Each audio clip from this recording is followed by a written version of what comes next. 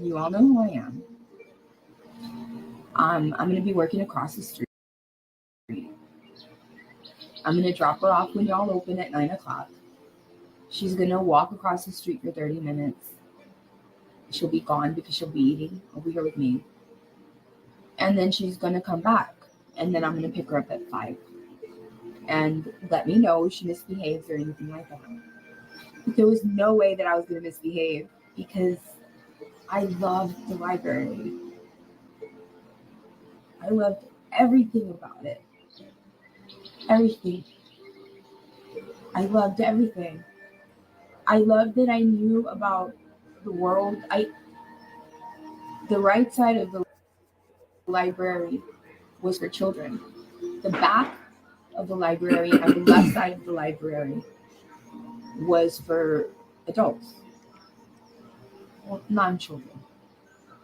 So it was all the nonfiction, the periodicals, the dictionaries, the encyclopedias, things like that. I had nearly 8 hours a day of 100% access to anything I wanted to learn about, know about. My favorite things were words. And I loved that back then I could read and it wasn't noisy. I think Just doing some spring cleaning in my office here, so I'll leave this here.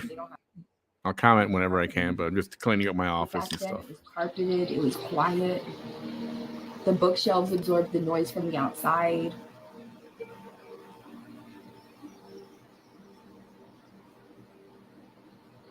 I had access to current events, so I knew exactly what was going on in the world at that time. Things that probably a child of 4 through 11, 12 shouldn't know, shouldn't probably be exposed to. I knew about all of that. I read so much. And if I didn't know what something was, I had the dictionary right there. And I'd have the book that I was trying to read. And then so I'd look up the word and then I'd match it up. And if I didn't know like 5 words in one sentence, as long as I got the meanings from the dictionary, then I'd know how to read. I'd know then what the story was. My grandparents created a life for me where every day was exactly the same. Every day. I may not have had to count pennies on my grandmother's kitchen table, like my competition says. Let's see. But I did clean beans. We were that kind of family. She would make tortillas. Yeah, apparently it's going to be her whole story. So, get your popcorn out, your little blanket, make some coffee. 3 or 4 times a week, there I was. This could be a while. At my grandmother's kitchen table, cleaning the beans, and I loved it because it was almost like a game to find anything that didn't belong and just, throw it away. Every single day was the same day as the day before. Nothing ever changed. The house was so quiet. And I didn't know how important that was to me. And now when I think about it, I think it's because my grandmother was neurodivergent like me. We didn't listen to music, not because she didn't like it. She just liked the quiet, and so did I. And if my grandfather wanted to listen to music, he went to his car and he would sit there and he would listen to the radio. The way that I communicated with my grandparents was that I would speak in English and they wouldn't allow me to speak Spanish. Only they would speak Spanish. Only they would. And we understood each other our whole lives. My grandfather just recently died in the first wave of COVID of 2020 here in the Rio Grande Valley. There was 2 waves, and he died in the first one.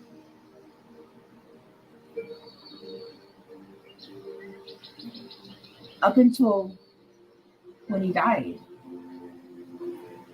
it was Spanish that he spoke and English that I spoke. I think they did this to make sure that when they spoke, they always spoke broken English. Their Spanish was awesome, but their English was... And I don't think they wanted that for me.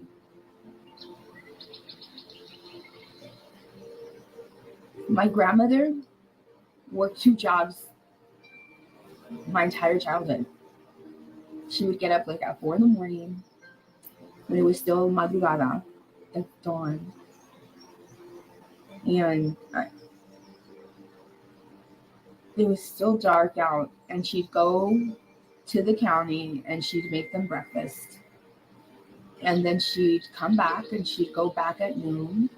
And then she'd come back and she'd go back and make supper. Then she would come home. This was Monday through Friday. And she would take a nap. And then she went to her second job, which was cleaning an office for accountants next door to us. So I grew up there also reading Reader's Digest. I read so much Reader's Digest. It was crazy. And I would just sit there quietly while she did her job. I didn't just get my work ethic just from my grandmother always having 2 jobs. My grandfather was a laborer, a seasonal laborer. He worked for Funk Farms for a long time whenever they needed work. I can say nothing He about would her irrigate ancestors. crops. They were probably good people, And in hardworking fact, people, many just like times when he a was lot of us irrigating, and I don't like and a to lot say of our this, own but ancestors were. But something I happened would go here swimming in the with this canals. one. I don't like to And say she said that her because I'm family a was from biologist King and now I Ranch. Did understand what the runoff I hear that right? level of polychlorinated biphenyl byproducts are, PCBs, in that water. Can you just imagine swimming in it? That I did. He worked in the cotton when the cotton was a thing. He worked in Santa Rosa. If the audio lags, and the video is off, He let did me know if it whatever gets was too that was seasonal. much, too worse. And he also worked odd jobs for other people in the town, like their plumbing and things like that. I grew up always watching my grandparents help other people, always. There was never any yelling in my house other than them two they were always like at odds. But by the end of the day, they were fine. My grandfather never spent a night away from the house, except it was one time. And when he was in the hospital towards the end of his life. Never. I never knew what it was like to be outside of my home or off my property when it was dark, ever. Because my grandparents never allowed anybody to take care of me. Ever. They were really protective. Something happened to me, and both of them passed away with them without me ever letting them know what happened to me. But were it not for that moment in my life, I was like 3 or 4. Other than that, nothing ever happened to me. Ever bad. Other than I broke my ankle one time when I was 11. Literally, because that was my fault. I put my grandpa's work boots on, and they had laces, and they didn't fit me. I was 11. And I went out to feed my cats, and I broke my ankle. Those are the only 2 times that I was ever hurt in all my childhood. I don't know if they took care of me so well because they loved me. I mean, how can you not love your grandkid, right? Or because my grandma had like an added sense of responsibility because I wasn't really her child, you know? And so she was taking care of me. And so when it's not your child, like it's an added sense of responsibility to just do right. Because when you're a parent, I guess you can get away with more, right? So she did everything right. Except when I got to first grade. So can you imagine what school was like for me? Can't I imagine. had already spent about a year or two at the library with complete access to the entire library. Anything I wanted to read, I was going to read. And then so I started kindergarten. I didn't like it. And the lights were too bright. There was so much noise. Can you guys still hear that? I really couldn't Her understand audio? anything. It was hard at first. And then they wanted me to do things like color an apple red. I'll never forget that. And it's just not something I wanted to do. It was very boring to me. I remember in the beginning, and I remember it was in the beginning because my grandmother cut my hair after Christmas. So in the beginning of kindergarten, I was outside and I didn't ever know what a playground was because I was never allowed to be outside like that. And so I knew I didn't want to go back inside because I didn't like the environment inside. And something had happened to me when I was taking a nap also. But I don't consider that under my grandparents' care. And I couldn't believe that happened to me in school while I was taking a nap. I'm going to take a nap right now, too. It was the same thing that happened to me in those moments when my grandparents left very briefly and had to go do something and they came right back, that anything can happen in a moment, right? So I already knew that what had happened to me while I was taking a nap was like what happened to me in that moment that I told you that I never told my grandparents about.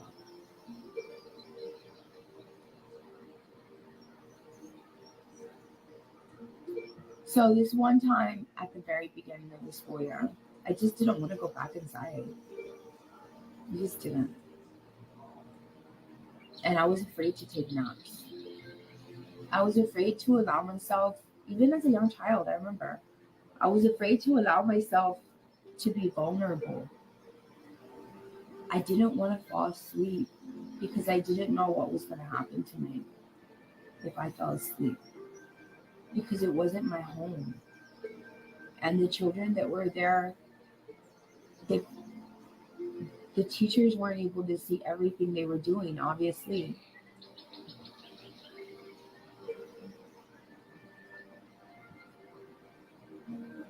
And I had just come from... Hey, Nancy, not much. She just ABC got on. nursery She's school. telling her story from the beginning. That's where I would go sometimes.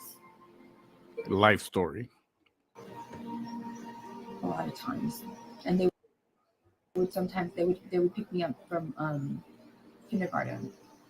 But even then, when they had nap time there, my grandma had made an agreement with the nursery school saying,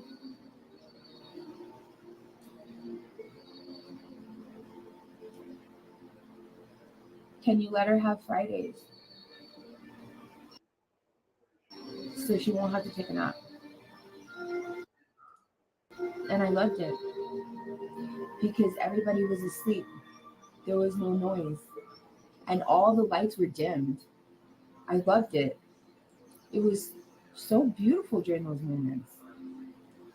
And the kids would wonder, like, why was I not asleep with them? But I was just grateful that my grandma gave me, at least she fought for those Fridays for me. So that was already in effect by the time I was in kindergarten. And then that happened to me when I was taking a nap. And then I wasn't used to being in a playground, and I loved it. So when the bell rang and it was time to go in, I didn't go in. I stayed on the swing. They had to call my grandmother from work. Then I knew I was going to be in trouble. And I saw her car, and she walks over to me, and she tells me, "You have to go inside." I said, "I don't want to be here." But she didn't know what happened to me when I was taking a nap. And I couldn't tell her because I just didn't want to get in trouble. Just like I couldn't tell her about the other thing. Even though now I know neither thing was my fault. I was just a child. So first grade came around. And so in between my first grade year and my second grade year, I had a lot of progress in my reading. Serious, guys. This is going to be a long one. This is going to be a tough one to stay awake through. I started to read things that were more complex.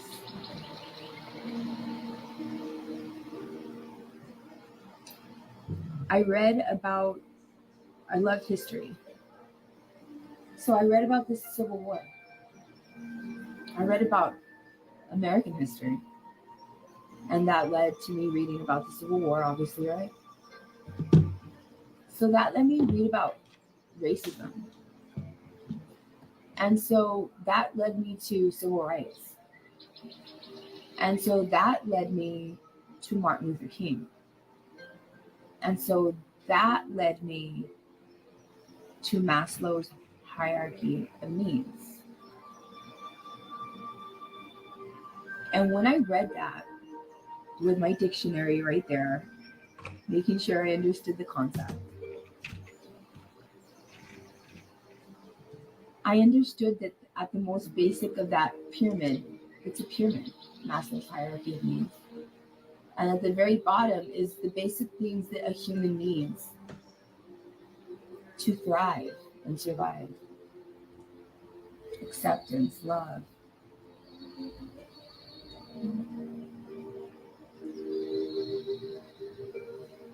And I saw the very top of the pyramid. That's what took me there. Because when I was reading about Martin Luther King,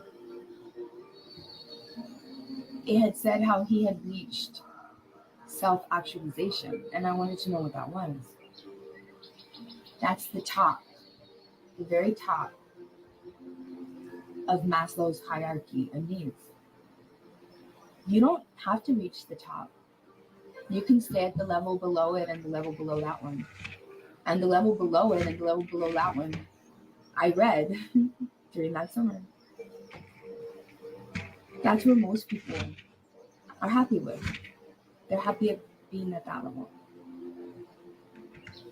I knew in that moment that I wanted to be on the top of that pyramid. And I wanted to be the best human being that I could possibly be.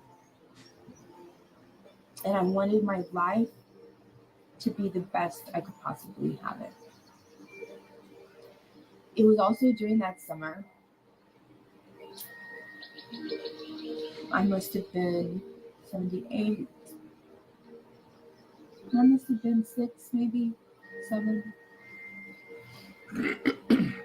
I read about the human body, and I read the life expectancies for an American male. Are you guys getting a delay in the video and the audio, the voice with the actual audio? I'm getting ready to refresh the page because it's annoying. And I remember reading it, and I should not have ever read it. Because I saw the life expectancy of an American female was 85 years old. So I did the math. My grandmother was born in 1922. And being a kid that really liked things like this, I understood the probability and about how old I'd be when I lost her. And I remember telling God, please let me have her for the average. I'm not asking for any more than that. But can you not take her away before this average time? And you know that he didn't, or she didn't. The universe gave me those years. I think I could make myself cry. I think all of them. And my grandfather, the universe gave me bonus years.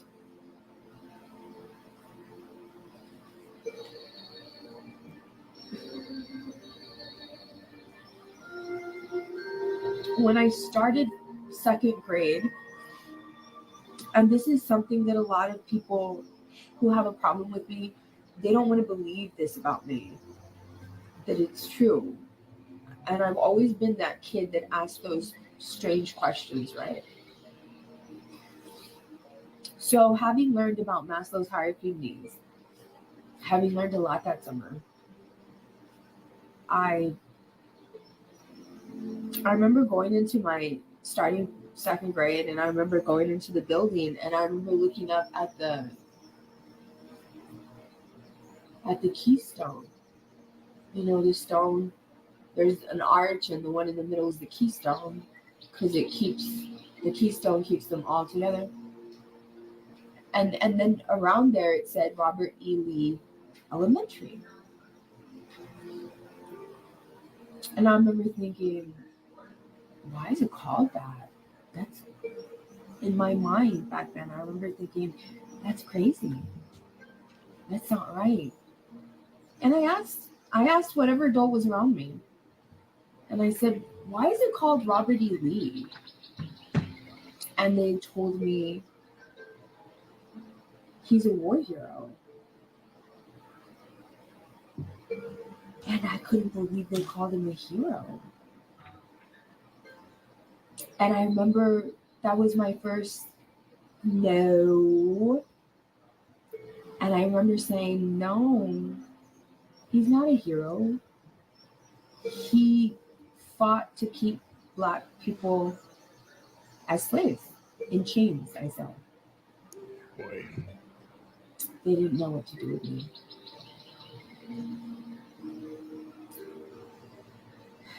That was one of the hardest years, but I had a really good second grade teacher who I'm still friends with right now. And she understood how different I was. And I remember this one time they asked me to stay after school. And my grandmother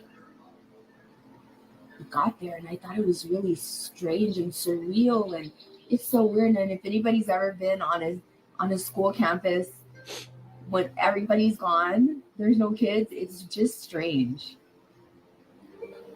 And she got there, but she wasn't mad. And I didn't know what was going on. So she went into the second grade building, and she went in there with my teachers. And they spoke. And they suggested special education for me because I learned in a different way. But my grandmother maybe it was cognitive dissonance. She didn't know any better. And that's probably one of the biggest mistakes she ever made with me, probably the only mistake. Because when we got in the car right after that, she looked at me and she was like, they think you're crazy. They want to send you to a special school. You need to stop. And I remember just thinking to myself, like, that I'm not doing anything wrong. Like, it's hard for me to do my work sitting down all the time. Even now, I prefer to stand up than sit down. And I'm always moving my legs. And I'm just always moving. And I talk a lot. And I interrupt. Like you sit in your car for 14 hours a day. What are you talking about? To bright lights and noise. And that was the first year I was regarded as being on the spectrum and having ADHD. But I had to mask everything. So I didn't get put in special education, even though that was probably going to be the best for me. It had a negative stigma in my grandmother's eyes. And sometimes I wonder if I would have had a special education, if my life would have turned out different. And I think it would have. But it's okay. Because other good things happen. As you'll know right now. So 3rd grade came around. And that's where the biology in me, from the summer between 2nd and 3rd grade, I read Rachel Carson's book, Silent Spring. It was a breakthrough book. She was the first environmentalist on the map ever. She died, strangely. She wrote this book in 1960s, and I read it in the early 80s. And so it was just so awakening to me. It talked about carbon, it talked about air pollution, water pollution, pesticides, climate change, everything. And it gave me a newfound love for the world other than just humans. And I understood how important our environment was. So when I started 3rd grade, they didn't like it. I tried to tell them that plants are our friends, and even insects are just as important as dogs and cats in the whole grand scheme of things, especially bees. I became the kid that ate cockroaches, especially one morning when I got there to school. That's the year that I got bullied the most. Like that, it wouldn't stop. It wouldn't stop. That year was just, it was horrible. It was awful. And it was just awful. I didn't want to go to school anymore because every day it was ridicule. And I remember one time my grandmother dropped me off earlier than usual. So I get there to Miss Selhorn's class and I hear screaming. And I'm like, what's going on? Like, y'all are already noisy. Why are you screaming, right? Is somebody hurting somebody? So when I walk into the classroom, I see them all surrounding. I don't know what they were surrounding. So I went and I looked. What are y'all looking at? And it was a cockroach on its back with its legs up.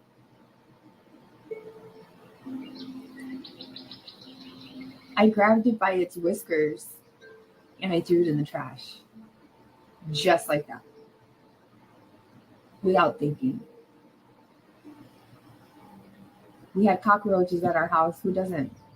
My grandma would spray poison, and that's the way that they would wind up, with their feet up on their back. And my grandma showed me, don't just leave it there. When you see it, pick it up and throw it away. So in my mind, I said, you know what? Let me just get rid of this thing that keeps making you scream, and hopefully you won't scream anymore. It'll stop, and I'll stop feeling uncomfortable. I bruised the egos of the boys. The girls just didn't know what to make of me. But the boys were like, whatever. And they started to really show me a lot of not so nice things. Not so nice behaviors. I was bullied for everything. I was bullied for being smart, knowing about school, everything. I was that kid that was like, When you ask the classroom who wants to read and no one wants to read, I was always the kid that was, I'll do it. I'll read all day long. You want me to? Out loud. You've already read, Stephanie. You've already read. Till 10 years old, I was known as Stephanie. No one ever called me Vanessa. Ever. No one. It was my music teacher, Miss Adams, that saved my life. She did. Because by the time, and this is now you know why I feel so strongly about civil rights and racism. Now you know why I feel so strongly about biology. Now you know why I feel so strongly about bullying. So Miss Adams saved me.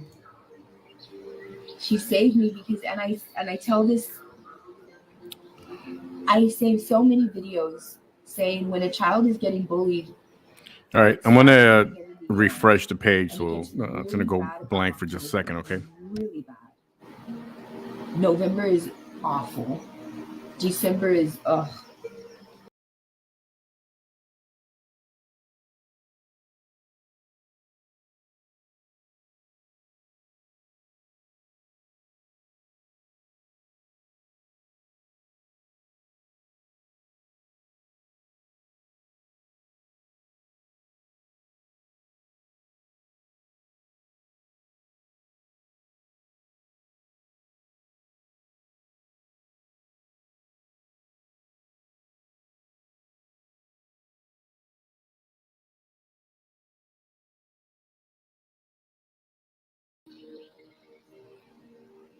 And so I had that to look forward to, right? Everybody can hear? And then Christmas. We got audio. You guys got audio? And then school started again, right? January. And the bullying started again. But she gave me something else to look forward to. There was going to be a spring concert. She was so creative. She literally made it look like it was snowing in the auditorium, in the high school auditorium where we had the boat. It was a big deal. This, when I tell you this was her Miss Adams Christmas pageant and the spring concert was not what you imagine. Some of y'all have been to your kids, no, Miss Adams was like, she went, you would have thought it was Broadway. No joke. To this day, if you go to the Raymondville High School auditorium, you will see styrofoam still stuck on the catwalk. From then on, there was a rule that no more styrofoam popcorn could be used for anything in the auditorium. So if really you'll look up, and that styrofoam popcorn is there since my 3rd grade Christmas pageant. So she had me look forward to the spring concert, and she says, there's going to be another concert like the one we just had in Christmas, and it's going to be about music through the ages. So, okay. And so I got another solo. It was Flashdance, the theme to Flashdance. And then the year was going to end, and it was going to be summer again, right? But I was looking forward to the following year only because I wanted to know what it was going to be like in music class, right? Well, towards the end of the year, Miss Adams had made a contest. And she said she had the whole school, from kindergarten through 5th grade, they were able to submit their names for a group that she was putting together. A music group. A music group that was going to perform. We performed at Rio Fest. Well, let me tell you how I got there. It was only going to be for 5th graders. And ironically, it was my cousin, Melissa. She won that. So everybody put a name that they wanted to and their name, and they put it in a jar. And then Miss Adams went through all of them and she decided on which one. And it was my cousin Melissa that actually named the group. It was called the Adams Jazzers. We would meet like twice a week, but I didn't think I was going to get to be in it because I was in third grade and I'm barely going to go to summer, and my next year was fourth grade. So on my last day of school, I'll never forget. It was a free day because it was the last day of school. And I was singing. She let the radio play. And I grew up with MTV. And I was singing Living on a Prayer by Bon Jovi. Like, I knew every word because it was one of my favorite songs. And I heard it a million times. I didn't listen to the radio. All of the music that I heard was on MTV. And so she said, come over here. And I said, yes. And she says, you know that group that I'm making? And I said, yeah. And she said, do you want to be a part of it? And I said, of course. But I'm going to be in fourth grade and it's only for fifth graders. And she said, you're going to be the only fourth grader. The only one. We already got permission from the administrators. And I said, really? I said, well, I have to ask my grandma. I can't say, I have to ask my grandma. And she said, we already all asked your grandma because they knew how strict she was.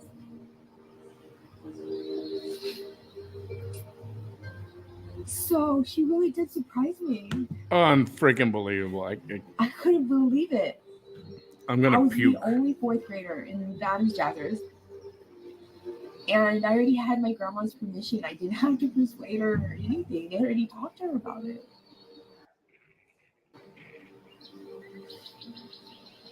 They told her she'd be good at it.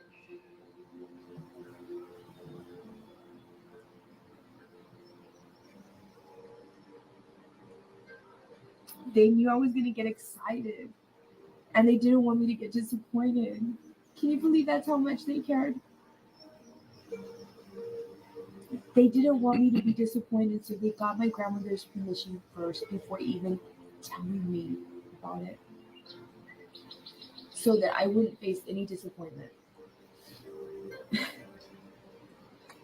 And so there I was. Fourth grade wasn't as bad as third grade, but it was still bad, and I still got bullied.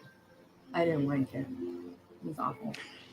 The only thing that I looked forward to was Tuesdays and Thursdays every afternoon, leaving class early to go and rehearse with the fifth graders for our performances.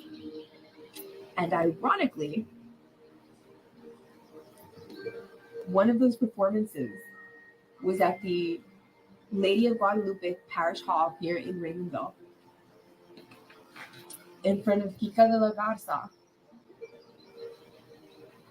a United States representative that had this seat. He was my congressman of District 15. Can you imagine that? We performed for him.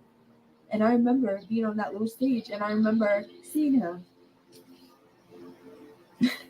And I remember thinking, this is so weird because when my grandparents take me to Mexico to Progreso on the weekends, I see your name. It says Kika de la Garza Highway, 1015. And you're here in front of me. And I thought that was like, wow, like this is a U.S. congressman, like right here. And we're literally performing in front of him. I've only seen his name on signs, on not campaign signs, on literal signs of highways. I thought that was just so amazing.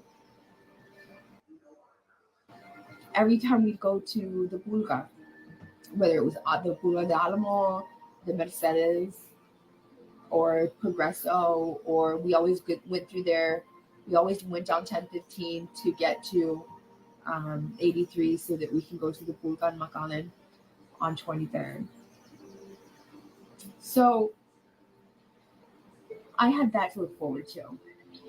And then 5th grade came and it was the same, it was bullying. It was hard for me to learn with all that going on, all that bullying, right? You're fat, you're dark, because if I wasn't at the library, my grandmother would leave me at the pool, and not in Rainbow Pool. It'd be a pool 10 miles away because she didn't want me to be in the Rainbow Pool with all the other kids. So I went to a more exclusive pool where there was less people, but she'd still drop me off, and I was there literally for 8 hours until she picked me up like at 6. And so I was dark, very dark, darker than I am now. I avoid the sun right now. And so I was bullied for being fat, for having curly hair, for being ugly. They called me ugly. I was bullied for knowing things like that they didn't know, you know. I was bullied. I remember one time my mom came to my spring concert in the 4th grade, and it was she was from California, and I thought it was so cool because she was living at that time in California, so she came all the way from California to visit, and she actually got to attend my she got to see me. I was so happy because it was my mom. It was like my mom was, she still is, but my mom was so beautiful to me. And I remember thinking, like, how can I come from you? You're so beautiful. Because by that time, the kids had made me believe that I was ugly. And I didn't look like anybody else. And I didn't look like my mom. Although I do look like my mom now. And she had given me a locket before this concert happened. So for all that time at school, I wore a locket with her picture. It had her picture on it. And I was so proud of it because she looked so beautiful in it. And I remember I got bullied for that because I remember they were like, "That's not your mom." Probably an alley would be more appropriate. Sorry to say. Up every day and drops you off. Can you believe that? They literally wanted to shame me for everything, even that wasn't my mom. But then my mom showed up and proved me right that she was my mom, and everybody saw, like, that's her mom. That's my mom. I told y'all this is my mom. This is my mom. This is the lady in the locket. By that time, my mom must have been, I was 9, so she was like in her mid-20s. And I was like 27 maybe. And I was like, this is my mom. This is my mom. She's the daughter of the lady that you make fun of me for being my mom. I love them both. So then 6th grade came. 6th grade? You see, at that time, we had 2 elementary schools, and we still do, in Raymondville. One on the south side of town, and one on the north side of town. The northwest side of town is called Elsie Smith Elementary, and the one I went to was Pittman Elementary. Well, when it got time in Raymondville for junior high, they mixed everybody together from both schools. So now it was like double the bullies. And I was like, no. You see, they tested me for gifted and talented in 5th grade. And so I was in gifted and talented. I was in all GT classes my first year of 6th grade. But I got bullied, and that's the year that I broke my ankle. So I wound up having to be in a wheelchair because it was a full leg cast, and I got bullied for that. It was just the worst scenario I could possibly think of. And I said, you know what? I don't want to be with this same graduating class in 1996. No. I'm going to change the outcome of my life. My grandmother can't do it for me. No one can do it for me but me. So I began to fail my tests on purpose to save myself. from the grief of having to have 6 more years with these kids that thought it was just, fun to be unkind. And so when the SATs came around there, I was just filling in anything out. I didn't even look at the questions. I said, I just want to fail. I just want to fail. I just want to fail. And I just waited for my report card on the last day of 6th grade. And I was so happy when for the first time ever, instead of saying promoted, it said demoted, retained. I was like so happy that I had accomplished it. I was like, yes, I don't have to be with those same kids anymore. Well, that explains a lot. And it did get better. Yeah, I'm not kidding. It got better. Trying to fail. I met my best friends there. You guys catch that? We were literally almost inseparable since that year. My best friend stood up for me. Trying to fail, and she's happy that she failed. Ever. You see that? It was in English class, in the Studebaker's class. And this really popular boy was making fun of me for being fat. And all of a sudden, the most popular girl in school told him, don't, leave her alone. And she could always lose weight if she wants to, when she, gets older. But, you're ugly. So there's nothing you can do about that. She said that to him. And I looked at her and I was just like, did you just stick up for me? Did you? I fell in love with her right there and then. And she was my best friend until now. Until now. And he apologized to me 10 years later. He did. He apologized to me. He said I had 2 little girls. And I wouldn't want somebody to treat them that way. And I accepted his apology. So Stephanie was no longer. On the first day of 6th grade, I wanted these teachers, I told all of them, they were like, Stephanie, and they're like, no, call me by my first name. Vanessa. They were like, are you sure? And I was like, yes, I'm sure. In my mind, I was like, I'm trying to reinvent myself here. Please. This is very important to me. This is the second half of my fundamental education. This is the next 6 years. I just went through 6 years of hell. Can somebody get Lifetime channel on the phone, please? Stephanie anymore. Call me Vanessa, please. So I had a lot of loyalty to my best friend. 7th grade came around with this new class, right? And my best friend was getting bullied. I was like, well, you're not going to do that to her. She's my best friend. You're not going to bully her. You're not going to. I don't care how many of y'all there is. And it was like 5 or 6 girls, of the toughest girls in the whole school. One of them was way taller than me and bigger than me. And I still didn't give down. I didn't care.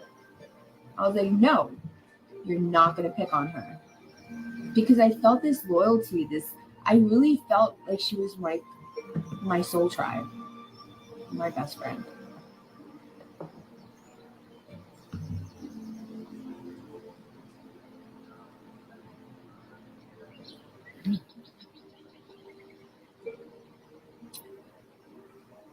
I wound up getting in 3 fights that year, all with the same girl, because she was the biggest one of all of them, the tallest one, and so they all wanted to challenge me. I wasn't trying to challenge anybody, but they wanted to challenge me because they knew I would stick up for myself now, because I was stronger now. That's funny. And I would stick up for my best friend, and so now they physically wanted to try me, right? And Charlie Tatum, bless his heart. Charlie. He was always there He was the biggest guy in school. And he was always my hero. Because what am I going to do? The girl was bigger than me, right? But I started to see that they were punishing me equally as they were punishing the bullies. And that's, now you understand why I have a problem with the way that school districts handle the issue of bullying and the way that they handle the kids that are the aggressors and the ones that are not. I haven't heard anything yet, Leanne. So by the third fight, I already knew it was going to happen. It was behind the cafeteria, and I said, you know what? I just brushed myself off. Charlie had gotten her off me for the third time. You went over there and you bear hugged her and you got her off of me. And I was like, man. And I said, I'm just going to go to the office because I know what's going to happen. They're going to ask me to go to the office anyways. So as I was walking all the way through there and I was walking down the hallway, I had no idea that the entire school was following me. So I got put in ISS not just for fighting, which just protected myself, but for also leading a mob. That everybody was following me. And I was like, I didn't ask them to follow me. They followed me because they wanted to. I was just coming straight to the principal's office because I knew that that's what was going to happen anyway. And I wanted to make sure that things de-escalated. Hello? Even at that age, I knew just go to the principal's office. Get it over with. It's going to happen anyways.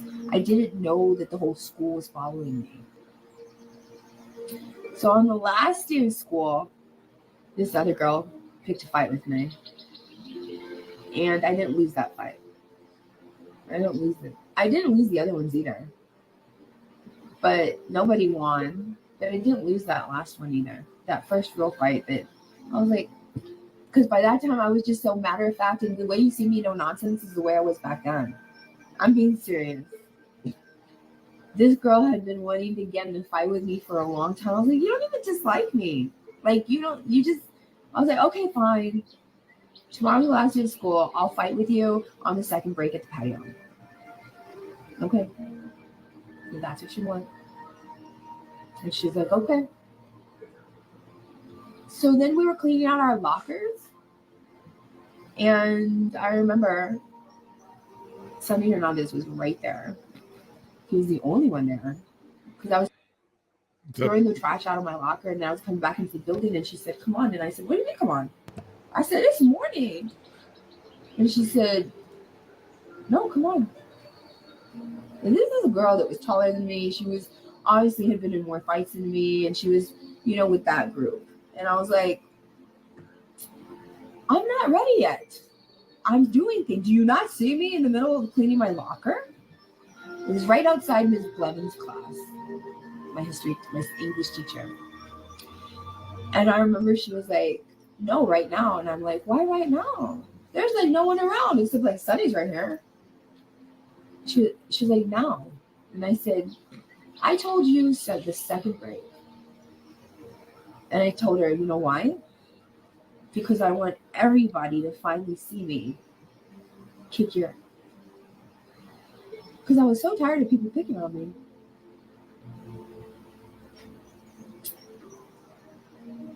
And she said, no. I'm going to refresh the page, guys. That lag is nasty. You're going to have to touch me because I'm not going to hit first. And she swung at me. And I swung back and it was over. That was it. I try to be as precise as possible with everything I do. To this day, both her and the girl that I had gotten in a fight with 3 times prior are my friends. All that is water under the bridge. High school started.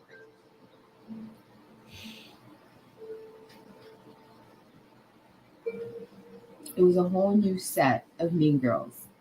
I was like, man, I don't want to be dealing with this. I literally, since kindergarten, I've been dealing with this. By the time you get to like dealing with it for 10 years, it's like, I I literally come to school to learn because they make me come to school and I have to, that I don't want to be dealing with all the rest of this. And nobody's doing the right thing about it anyways.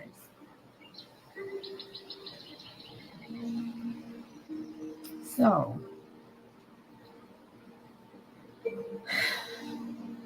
I had a high school boyfriend. He was my boyfriend since 8th grade. I've been in 4 major relationships in my life. All right. We're going into high school now. Give me a quick second. We're going right back. Here she is.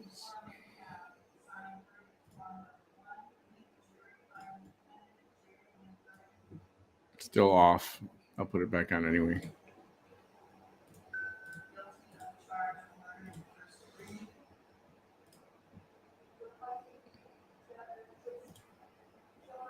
Okay, here we go. Here we go.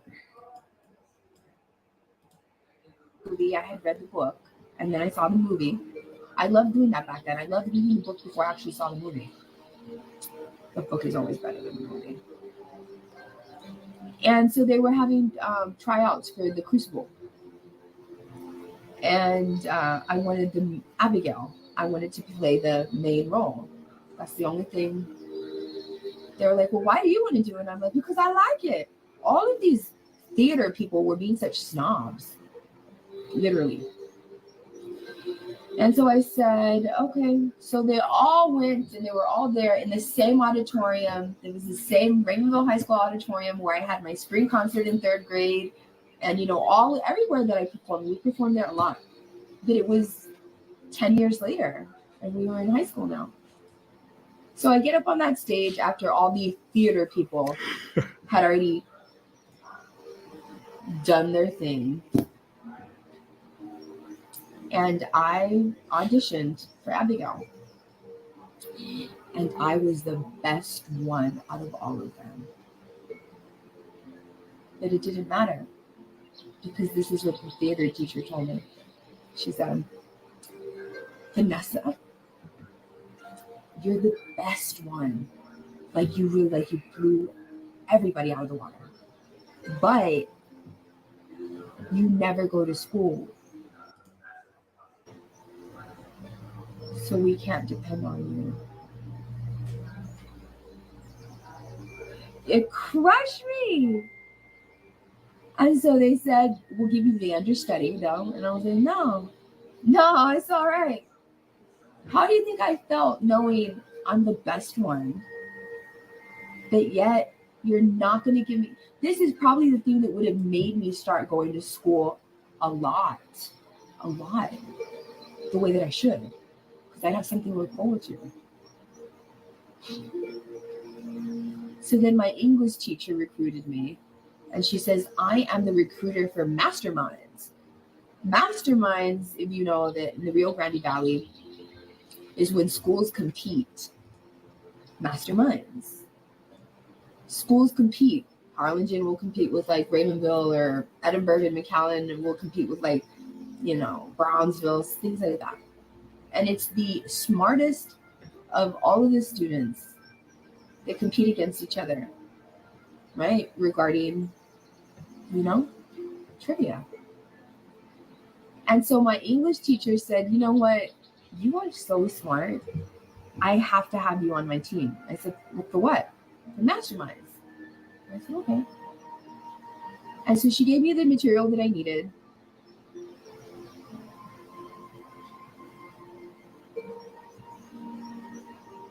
And then sadly, she had to tell me, Vanessa, you're not going to be able to be on masterminds. And I said, why? She says, because you never come to school. I said, okay. You see, every time I wanted to participate in something, a social thing didn't allow me to. It just didn't. Socially, I didn't want to go to school because of that. I walked into my biology teacher, Mr. Wilkinson's classroom one time, and I picked up something off his desk, and I said, it was a round thing. And I remember walking past by, and I was like, oh wow, I can't believe. And I picked it up, and I was like, an Australopithecus africanus. And then I put it down, and then I just nonchalantly walked to my. I would rarely show up to class, but that day we had a test, so I was going to show up. That's why I did so good and everything, because I still got A's in all my tests without ever having to go to class. And I remember sitting down, and he just looked at me like, he was still with his mouth open, like that. He was like, "How did you know the name?" He said, "Come over here."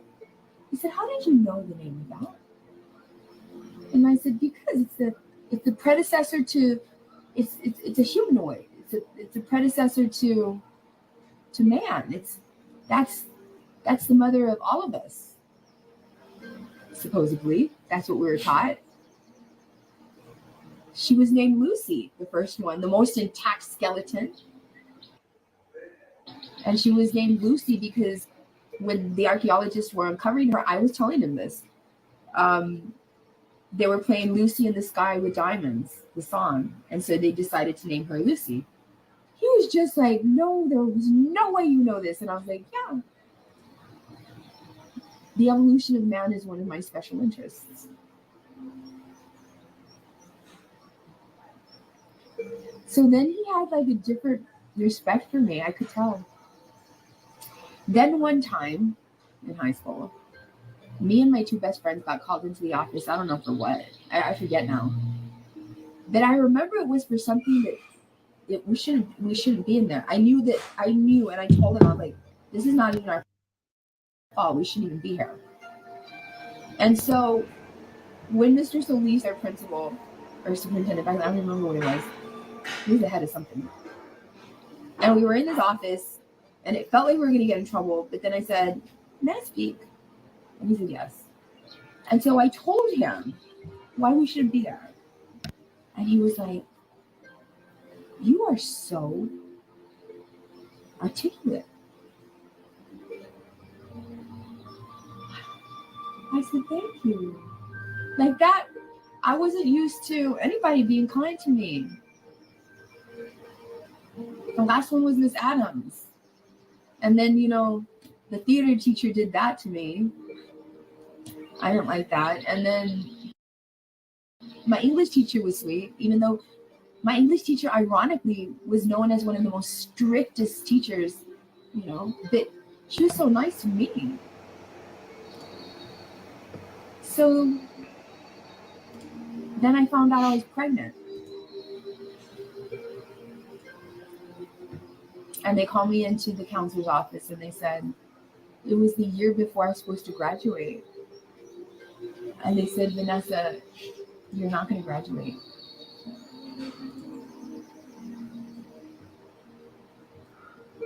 Something had happened that I don't think I'll ever tell the world.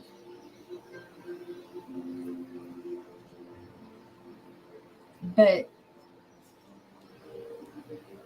things in my life, by the time I was like 16, it's almost as if I knew what was happening to me now. The reason I'm doing this, the reason I'm running for this, we're going to get to the ugly stuff right now. But the reason that you all of this bad stuff that's happening to me, my 16-year-old self knew this was going to happen. I'm not kidding. Not exactly how it happened, but I knew enough. I knew, "Vanessa, you're going to have a hard time in this life.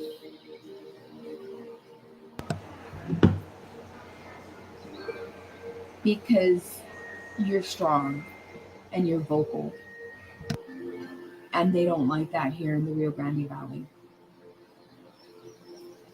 So your life is not going to be, you're not going to be able to reach self-actualization." So something really terrible happened when I was about 16, 17. Really, really, really, really bad.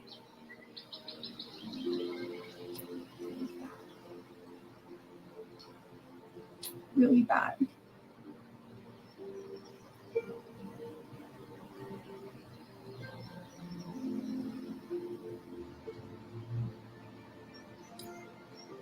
And so my son Lorenzo was conceived, right? The conception wasn't a bad thing. It was another thing that happened way before that. But during around that time, it was a decision that I had taken into my hands. And my son, knowing that I had my son, I was like, I have something to live for. Someone to live for, someone that's going to depend on me. And I'm going to have somebody that loves me, that really, really loves me, because he's going to be my baby. That's her husband is on there too? And they called me into the counselor's office. And they said, you're not going to graduate.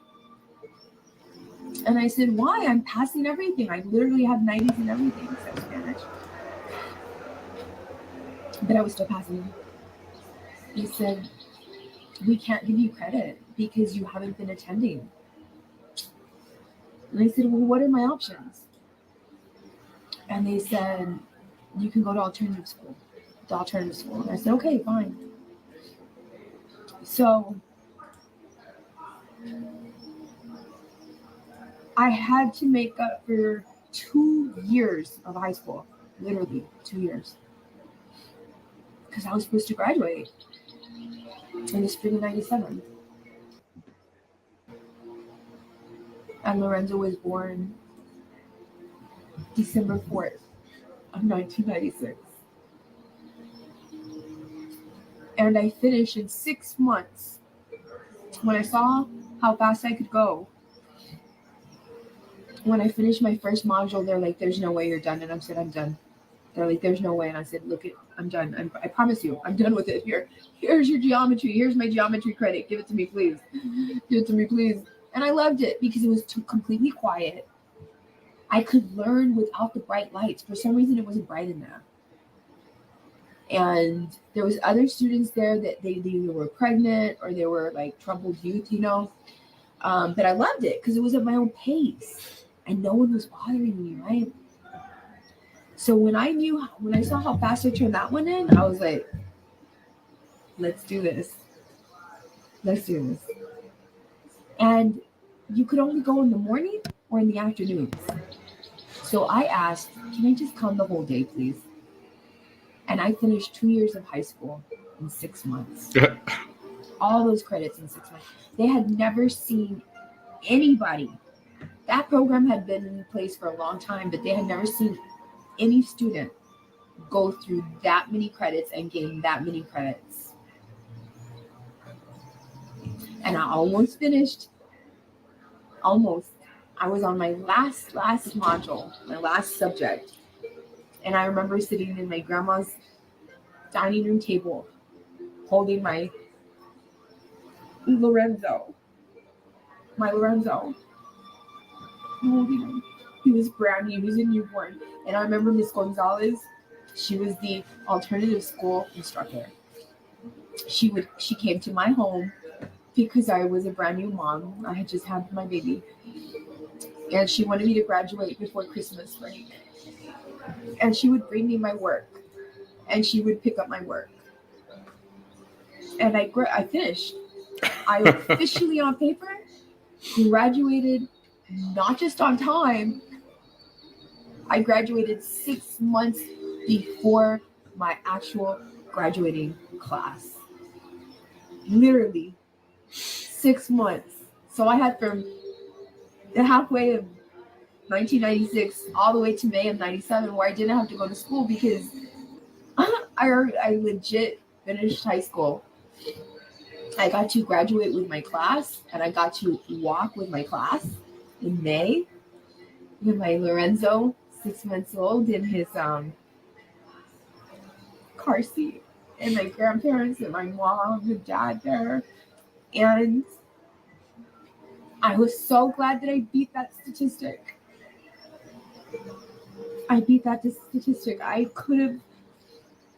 It could have been very different from me, you know.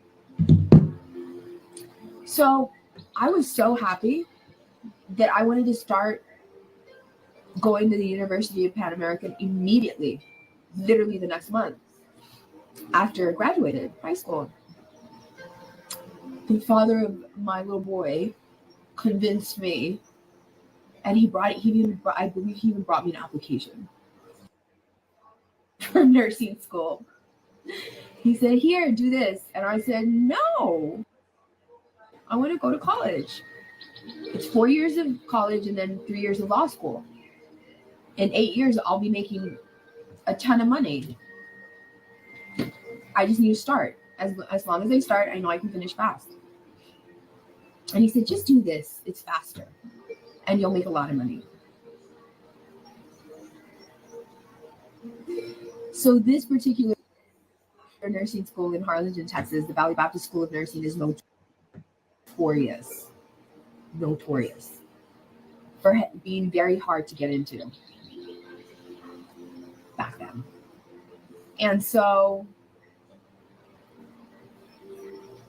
some people have to take the entrance exam, because you have to take an entrance exam. I don't know if you still do, but you had to back then, 1997. And I honestly was hoping that I was going to fail, so I just go to college, right? But no. Not only did I pass, it was perfect. And they told me, they said, "We've never had anybody that took it the first time." And literally, they sold like a guide on how to pass it. And I didn't use the guide. I just used my common sense. And fresh out of high school, there I was sitting in nursing school, right next to Lupita Vega, who also had just graduated high school. We were the two youngest ones in the whole class. There was people of all ages. The oldest one was like, I remember where everybody sat. Can you believe that if they gave me little names and on the tables, I can put exactly where everyone sat, because we sat in the same seat the entire time of nursing school. To this day, I remember the seating arrangement. I do. And I remember people would come from McAllen all the way, like from everywhere. So we were the youngest ones there, and we graduated in 1998. So since 1998, I've been a nurse. And the way that it happens with a lot of LVNs is it takes you forever to go back to school. And that's another reason that I'm running for this seat too, is because a lot of times people in the Valley get overlooked for having bachelor's degrees. And I'll tell you right now. So it took me like 5 years to go back to school.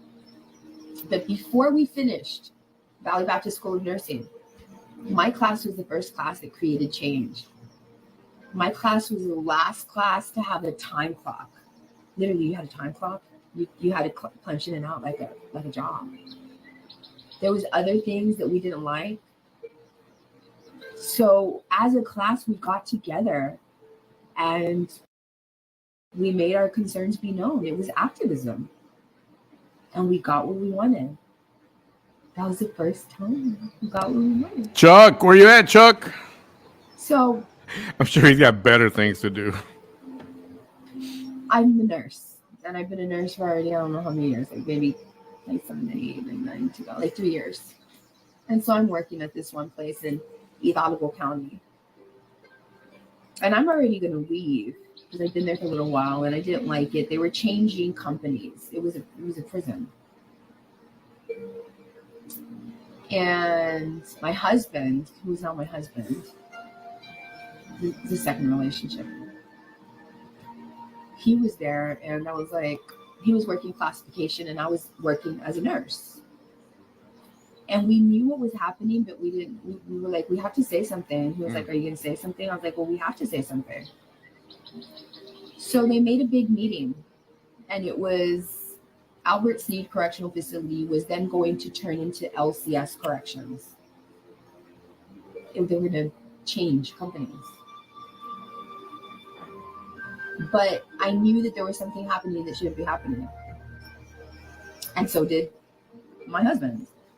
Buenas noches, And Nancy.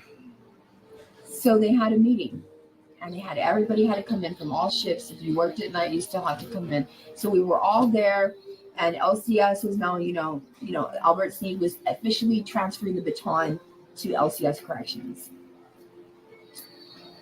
And he was like, are you going to do this? And I was like, yeah, I'm going to do it. So everybody said, and LCS was like, you know what, anything that's going on, we want to know now, because we don't want to take over with the same toxic things that are happening. We want that to end. And I said, does anybody want to say anything? And I was like,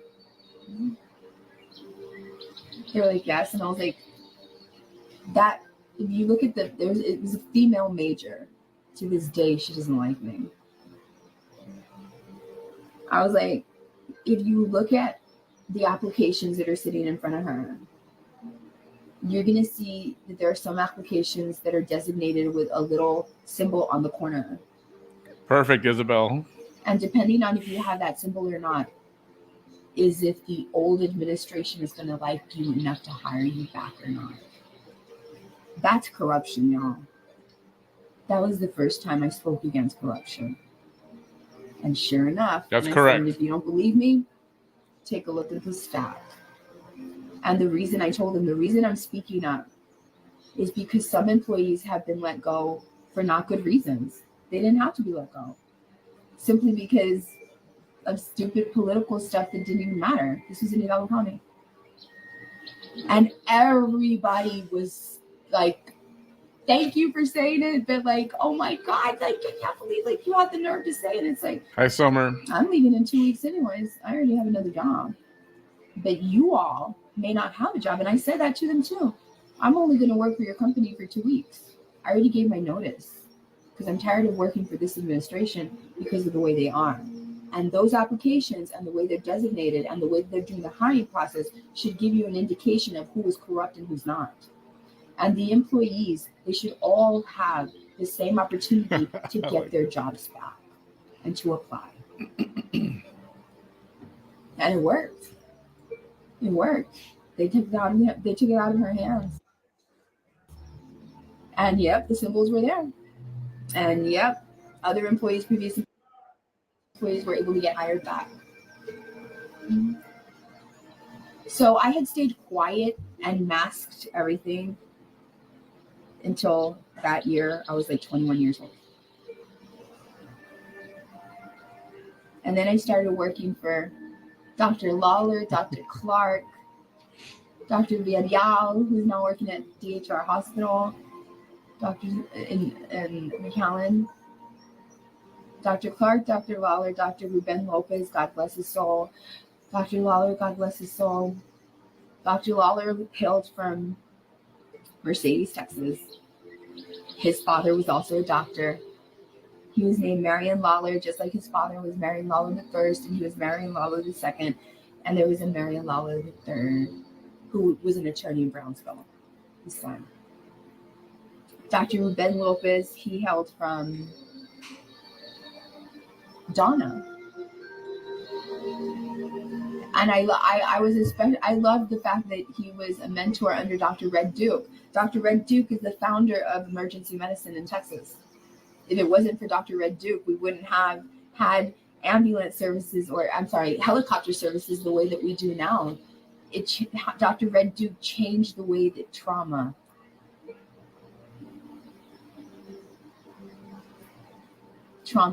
medicine forever. Changed it. And so that was his mentor. That was Dr. Lopez's mentor. So these were heart surgeons. These were cardiothoracic. I loved those years. They were fun years. I learned so much. And I've met so many people. And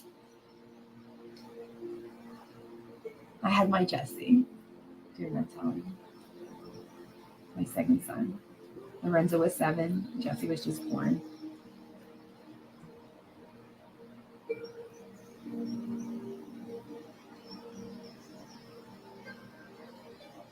I'm sorry.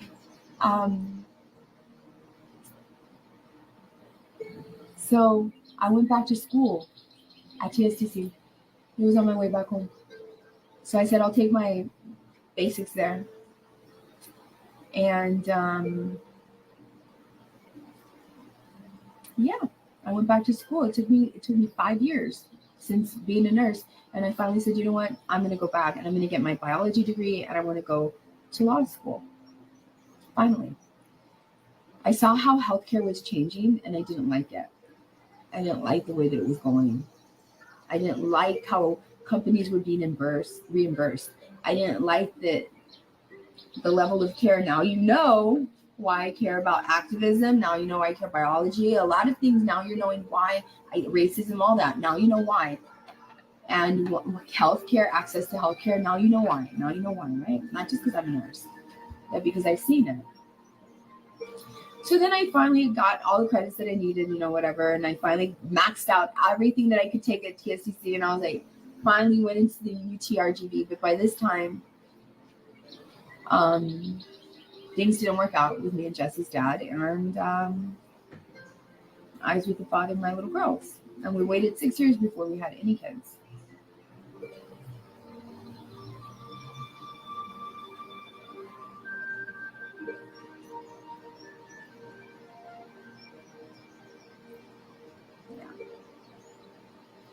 So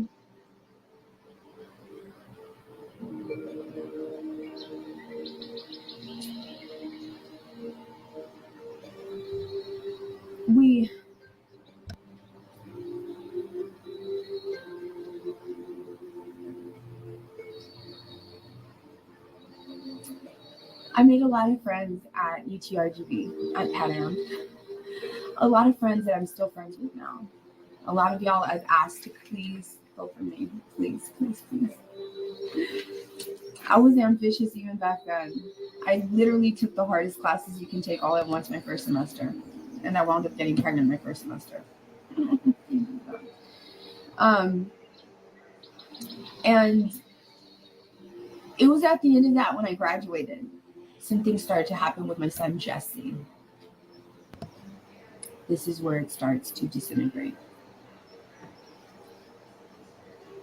Right now. I'm going to refresh in a second here, right, guys? So Jesse was getting bullied. Big and delay, this huge 504 delay. thing wasn't working with him. And I was like, why do you keep putting him in 504? I read the education code for special ed. Like, what's going on here? This doesn't match up. Like, these people were literally telling me, no, what you're reading is not true. And I'm like, it's the law. It's a federal.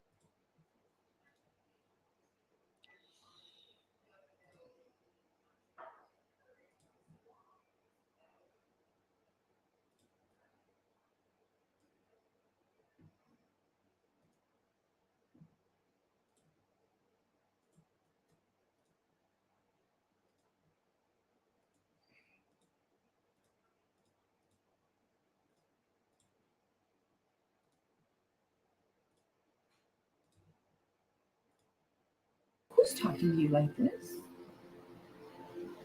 He says, that's so-and-so's mom. And I was like, she is not talking to my son like that. I said, no. Mm-mm. And then 3 days in a row, my son called me and said, look, Mom, she's hitting me between classes. And they're pulling me out of class to talk to her, talk things out with her in the counselor's office. I was like, what? No, you're not going to pull my son out of class for that nonsense. No, because I had kept them separated. So she was trying to find a way around it. I don't care if you're my son's girlfriend. I don't care if my son got you pregnant. My son don't want to be with you. And plus, you and your mom are abusive to my son. And then 2 days in a row, my son was texting me. And then on the third day, he texted and said, Mom, she bruised me. And at the same time, my Jesse was getting bullied in junior high. I was like, wait a minute. Like, oh my goodness, all this was happening all at once. I was still finishing up my last semester at Pan Am. And then Jesse's bullying situation went viral because we were like, well, they're not doing anything about it. Nothing at all. Did nothing. My son underwent 12 Class A assaults, which is pain with visible injury. I was like, no. The last time that it was the worst, I showed up and they were like, he tripped, and I was like, he has a hematoma on the back of his head. A hematoma is a huge, looked like an egg was coming out of his head. I was like, my son didn't trip, and you trip, you're not gonna hit yourself in the back of your head like that. Like, who are you trying to kid here? And then when I tried to press charges, they tried to use the law in a different way that they shouldn't.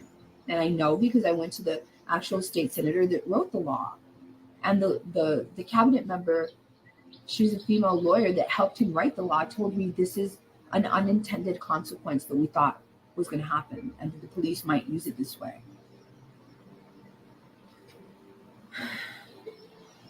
So Jesse was being bullied. Lorenzo was in a domestic violence situation. Nobody was helping me. I went to my district attorney. My district attorney they turned everything around on me. I didn't know that the parents of the bullies of Jesse and the mother of Lorenzo's abusive girlfriend towards him were friends with the police. I was just a nerd that was all quiet and going to school and working. Now my sons needed help. So I did what you're supposed to do. I did everything right. I went to police, this and that. They were ignoring us. The school superintendent was ignoring us. I did it all. School board meetings, everything, all of it, everything. They ignored me the whole time. Everywhere. I went everywhere for help. I did it all the right way. And then until one day, it was right before I graduated, and that abusive girlfriend of my son's assaulted me in view of a police officer. So when you do that in Texas, it's an automatic arrest. The mom didn't like it. The mom strong-armed the police who should have known better to tell her, no, we're not going to arrest her. But no, she must have known something about them. She must have had something over them. I don't know what. But 2 weeks after I celebrated my graduation from the University of Pan American with my biology degree, right? I'm the only one with a STEM, science, technology, and engineering, and math degree. I'm the only candidate running for the seat that is a STEM candidate. I believe both Democratic and Republican. So 2 weeks after she assaults me, and a month after I graduated, and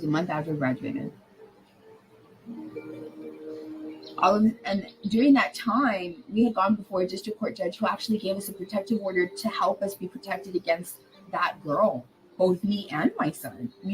That's how vicious she was.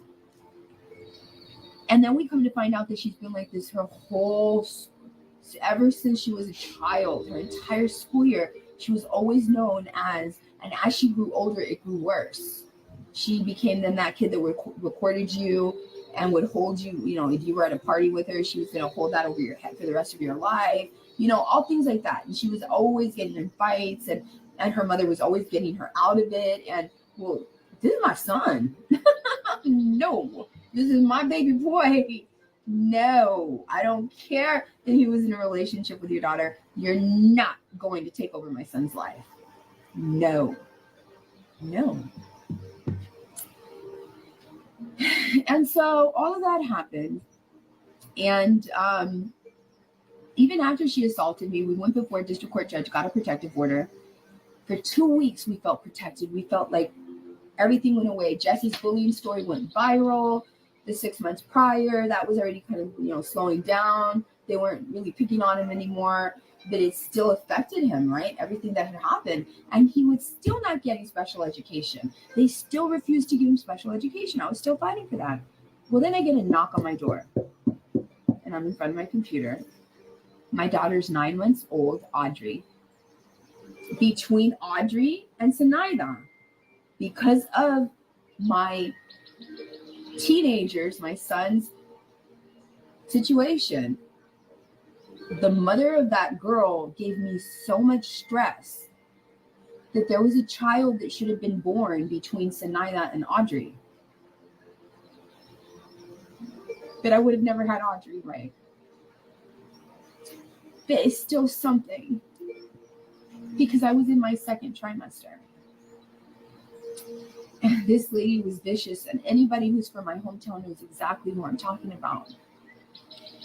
And she stressed me out so much that I started to feel I have a high pain tolerance. And I felt something that I had never felt before. And I had already had 3 children. But not in your face, though, right? I need to go to the emergency room. And as soon as I got there, they tell me,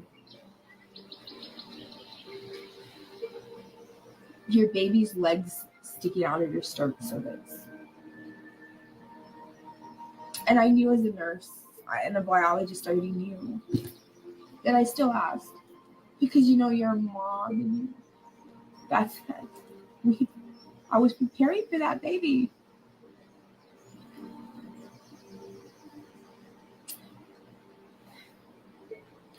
They said, no, the sac is broken, and you are too far along to have a DNC.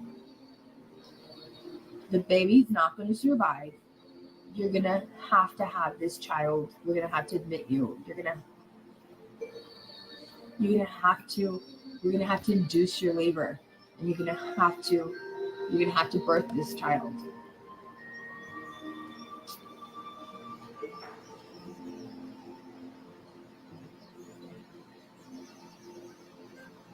That was unnecessary, because that child would have been alive right now. But I would have had my Audrey.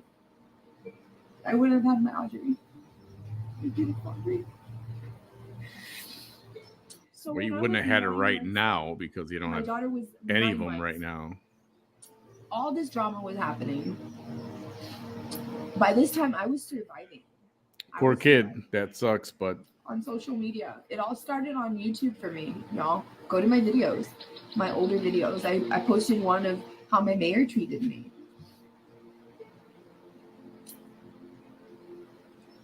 So I get a knock on my door. 2 weeks after we felt so much relief because we were protected against these people. And I answered the door, and it was a police officer. And he said, can you step out of your house? And that's the first mistake I made. And they gave me my first arrest. And I had no idea what was going on. He had the warrant in his hand, and I said, can I see it? Can I see it, please? Can I see what it says? And I said, can you wait? Just please, can you wait, please? Because my kids are alone. Please wait. My son was only 16. Jesse was only 9. Sinaida was only 2, and Audrey was 9 months old. And Audrey had only been breastfed. I had breastfed Sinaida for 2 years straight, no solid food. Audrey, 9 months. She had never had anything else. And I was just out of the shower. I had like a tube top dress on.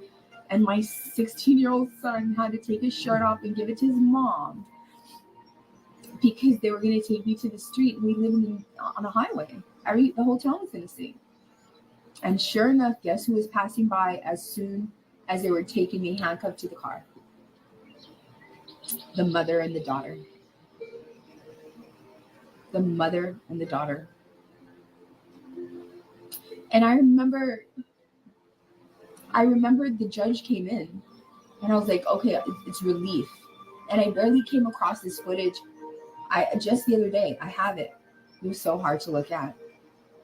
It was the officer body camera footage from the Raymondville PD, and he was booking me in, and you could see me begging him. I said, it's a Friday. You're going to arraign me, right? You're here to arraign me, right? So I have to get back to my daughter. She's 9 months old. She's never had a bottle. It's like, I have to, like, my daughter, please, please. I said, no. It was another judge that signed your warrant, so I cannot arraign you, which is a lie. They just wanted me to be shamed. And then I find out that that judge was related to them. This is all small town corruption. So Hidalgo County, all the cities in Hidalgo County, if you think that I don't know about corruption, no, I know firsthand. Firsthand. Brooks County, Live Oak, Jim Wells County, Karnes County, Wilson County, Guadalupe County, I know. I battled it. I survived it. So they gave my first arrest, and he says, no, I'm not. So I said, I'm going to be here the whole weekend until Monday. And he said, yeah. And I said, but I didn't do this. I didn't do whatever it is they're accusing me of. You know that. You've known me. He had known me my whole life. But his loyalty towards the comadres was stronger than doing the right thing as a judge. He didn't even have to be there that day. He just showed up to show his face, to give me more anxiety, to make me feel even worse about myself. To literally just tell me what he was saying. No. In other words, you're getting what you deserve. I didn't deserve that. I didn't. So something very strange happened the next morning. I was released to the streets. I wasn't arraigned. I was never arraigned. Why?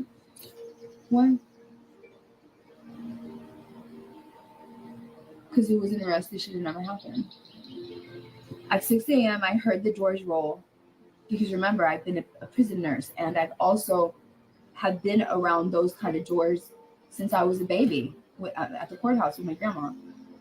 So I heard the door roll open, and it was 6 a.m., and the Raymondville PD officer told the jailer, you need to let Vanessa Tijerina go. And they said, why?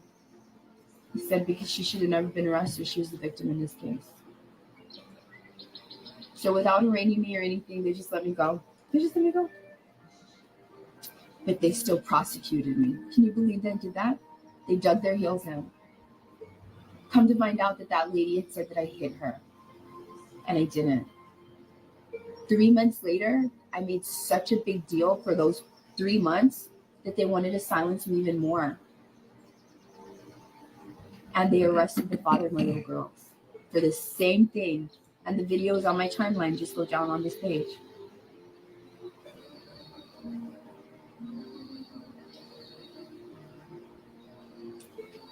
So then they wouldn't give us, we're both nurses, they wouldn't give us any of our evidence.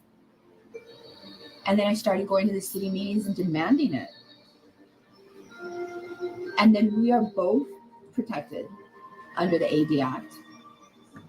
And my only other choice was to get the FBI involved, because the FBI is the part of the United States Department of Justice that takes care of violations of the AD Act. So they really got scared whenever the FBI walked in and said, why aren't you giving her information? But even then, they only gave me some of it. I had to go back to the city meeting and demand it and tell them, do I have to make another complaint? Does the FBI have to come in here again? And that night at 9 p.m. at night, the corporal comes knocking on the door and saying, here you go. When I was like, what's that? I was like, I don't trust you. I feel like you're going to arrest me again. Like, by that time, I was scared of them. I did not trust them. It was my first arrest. So I told them to give it to me through the window. You see, they knew how bad they had messed up with both of us. Both of those cases were dismissed. We had to go through trial. J.R. Garza was my attorney from McAllen. He had already gone through another case of another woman whose life was targeted by the same police department. During this whole time, I was going to the prosecutor, Bernard Ammerman, and you go to YouTube and you'll see him saying, we're not going to help your family until I'm voted out, acting like he was never going to get voted out. So I organized a community and we voted him out. That was in 2016. At the end of 2015, I got so tired of everything. That's the first time I ran for the seat. I put my name on the ballot at the end of 2015. My election was all through 2016. My name was going to be on the ballot for the general election in November, like I need it to be now, that I cannot get it if I don't win in March. If you all do not go out and vote for me on Tuesday, I cannot have my name there. I will not go on. I have to beat all of the other Democrats. So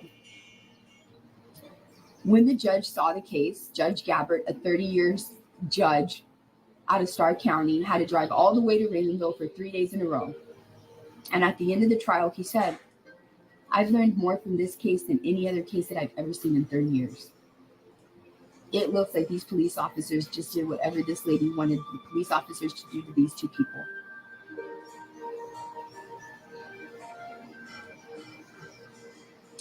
So in 2015, that happened. And then another justice of the peace tried putting a peace bond on me so that I wouldn't say the names of the people that were literally harassing me in the community. That's my freedom of speech. Are you kidding me? So I did say the name, and I said the name of the judge that let me down and everything, and they arrested me again for a violation of a peace bond. That judge got sanctioned by the Texas Judicial Commission for what? For enjoining a citizen, a constituent, into an unconstitutional peace bond. Yeah. Do you know how hard it is in Texas to get a judge sanctioned? Very hard. So 2016 comes around, I lose my election, but during the time that I was still running, the election wasn't until November. In September, I found out what Texas was doing to special education. That's why my Jessie wasn't getting special education. That's why. Texas was systematically denying special education. Systematically. So through 2004 to 2014, Texas was denying special education. 250,000 students a year, every year for 10 years, were being denied special education. And it wasn't the students that had physical disabilities, because those were the students that got special education for sure. The students for those 10 years that didn't get special education were the students with non-physical disabilities, which includes dyslexia, processing disorders, sensory disorders, kids that were on the spectrum, ADHD kids. My Jessie was one of those 2.5 million Texans. I couldn't believe it. So I went to Austin in September of 2016 during my election. And there's a person running against me right now, Ruben Ramirez. He didn't do that. And this was 6 months after he lost the primary to Vicente Gonzalez. That he wants you to think that he's a teacher, he's a fighter because he's a veteran. Well, his veteran status and going to Afghanistan for 1 year did not make him go to bat for 2.5 million special ed kids. But here he is 7 years later, just like me, asking you for your vote. He didn't do a damn thing for those kids. I did. And when Texas ignored me, they did. Ruben Cortez was on the board. Ruben Cortez, who's now trying to be a state rep right now. He ignored me too. They all ignored me. And that's okay. I'll just petition Washington, D.C. And so for 3 months, from September to December, I just wrote and wrote and wrote and wrote and wrote and wrote and wrote over and over and over and over and over again. Until finally I got correspondence back saying, we heard you. not only did we hear you, we heard all of the other parents that were complaining. We're going to make 3 meetings, 3 in Texas, 3. So 5. North, East, West, Central, and South Texas. And they said, Ms. Tijerina, we want the last meeting to be in Edinburgh because of you. We want you to give the State Board of Education members the same speech you gave in Austin. And I said, sure, but why?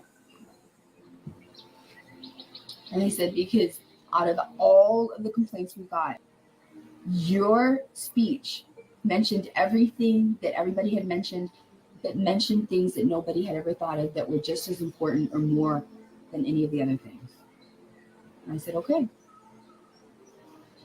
But before that, I lost my election, remember, between September and December. None of that stopped me. Why didn't Ruben Ramirez go?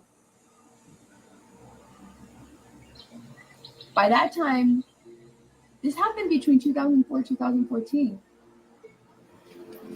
Ruben Hinojosa was our congressperson. It happened on his watch. My other competition, Eliza Alvarado, wants you to elect her because she's worked for Ruben Hinojosa. Well, honey, you didn't do anything either. It doesn't matter if you work at Region 1.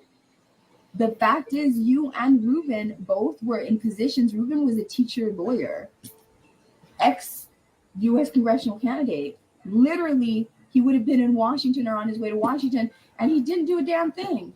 Eliza didn't do anything either. This is the truth, y'all. Eliza had already been working in Austin before and in Washington, D.C., and now she's using this experience to get elected and take this seat away from me and my voters. They didn't do anything. They didn't do what I did for special education. You see, Channel 4, Channel 5, News 23, they did not cover my story. You put Vanessa Tijerina on special education, and you'll see me with my arm stretched out, prolifically trying to convince the U.S. Board of Education to please force Texas to stop this practice of systematically denying special education to special ed children. So I gave the speech, and 1 month later, the U.S. Department of Education forced our governor, Abbott, to force, I don't blame Abbott. He didn't know what was going on. He forced, as it was happening. He knew afterwards, of course. He forced, the U.S. Department of Education forced Abbott to force TEA to stop that practice. 3 weeks later, I went to the first and only Women's March on Washington. The only other person from the Rio Grande Valley there was Vicente Gonzalez, but that's because he was already in Washington, D.C. I lost my election to him, and a month later, I went over there. I drove all the way to Washington, D.C., to be there for the first Women's March on Washington.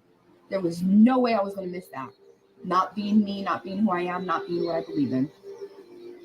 I don't care if I lost my election. It mattered for me to be there. So between that September and that December, between the time I was still running and I went to the state board and that December, on the first Saturday of early voting, guess who indicted me? The district attorney that was there as a lame duck. He had 6 months left for the new district attorney to take her oath to take over. And he wanted to get me back for having him lose his seat 6 months earlier. So he had me indicted for food stamp fraud, saying that I didn't deserve the food stamps that I was getting. By the way, those charges were dropped and they were reopened recently. And that's going to be my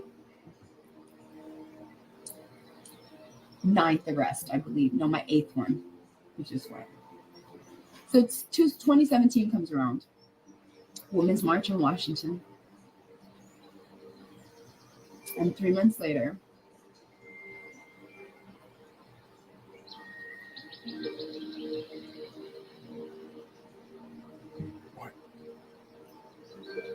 Spit it out.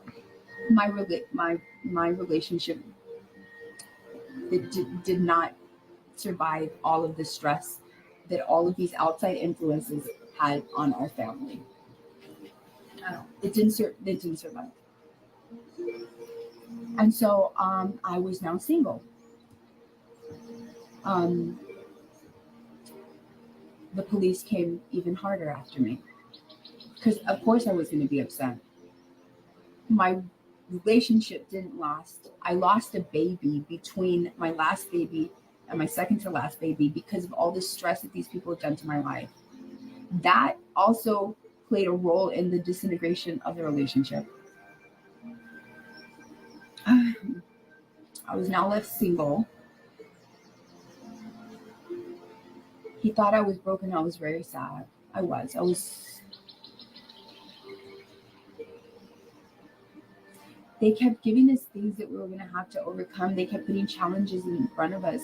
And I feel like he thought she's never going to recover. He told me one time, I picked you. That should have been my first clue. I picked you because of something else. I picked you because of your strength.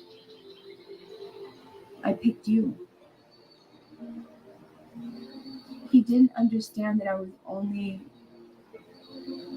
I'd recovered.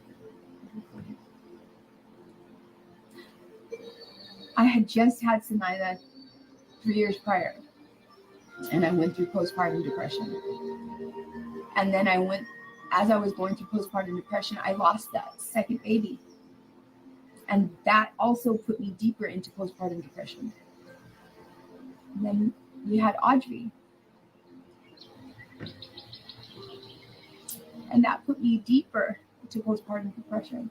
And then everything else they were doing, it was a lot for one human to handle. It was a lot. So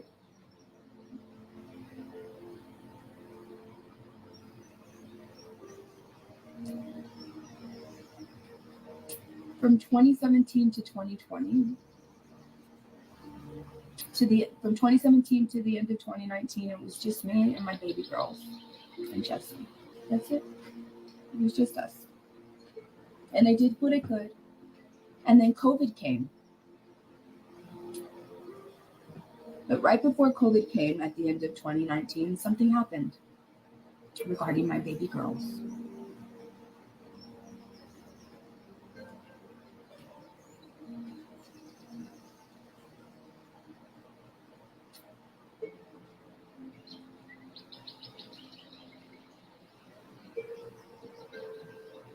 And I had to pull them out of school.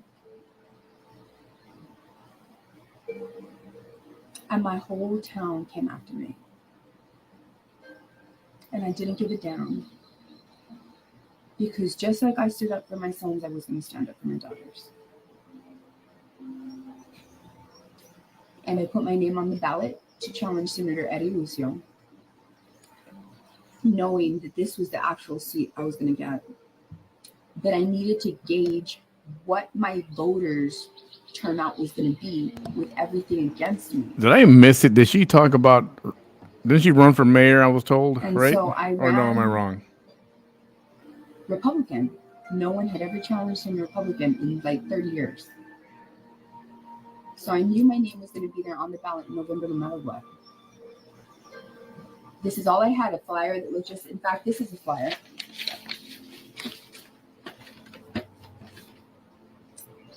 This is the flyer. This is the flyer from 2020. And this is the new one. This is the one from State District 27. And this is the one for U.S. District 15. See? This little flyer right here, this one right here, this one. And all the hate against me. They arrested me 3 times. Now I'm going to show you a video after this one. Oh boy. Visual aids. From 2000.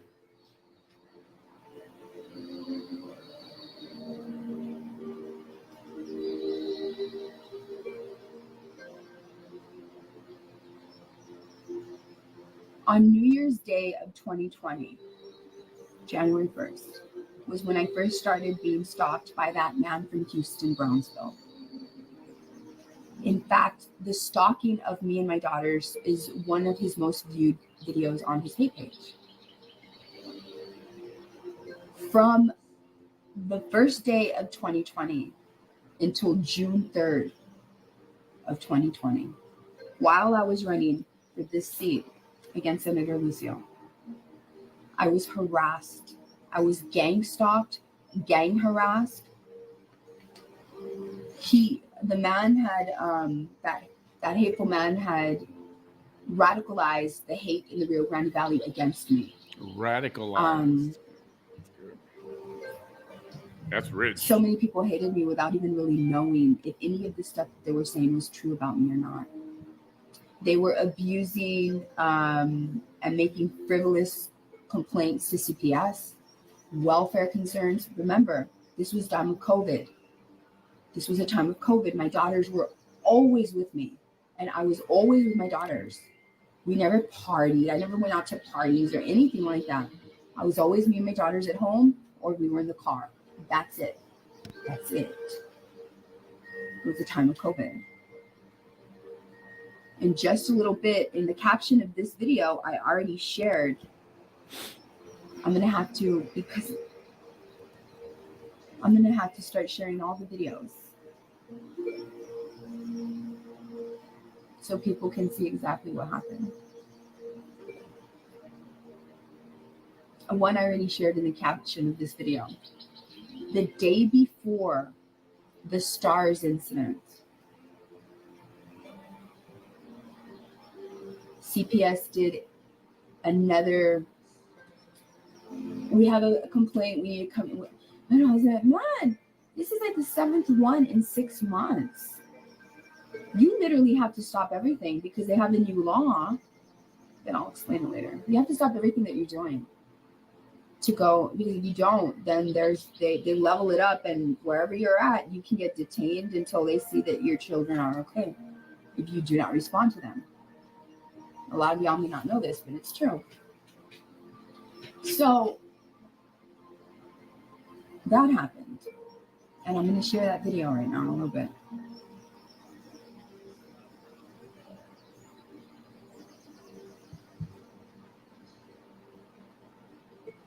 The very next day, I was eating food. We were ordering. Y'all saw. You'll see those videos tomorrow. It was 3 videos because the live kept getting cut off. Remember, they had arrested me every year, once a year, since 2014.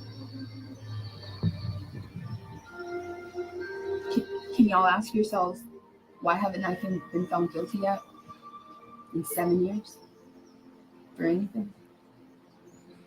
Can you ask yourselves why I haven't been arrested recently?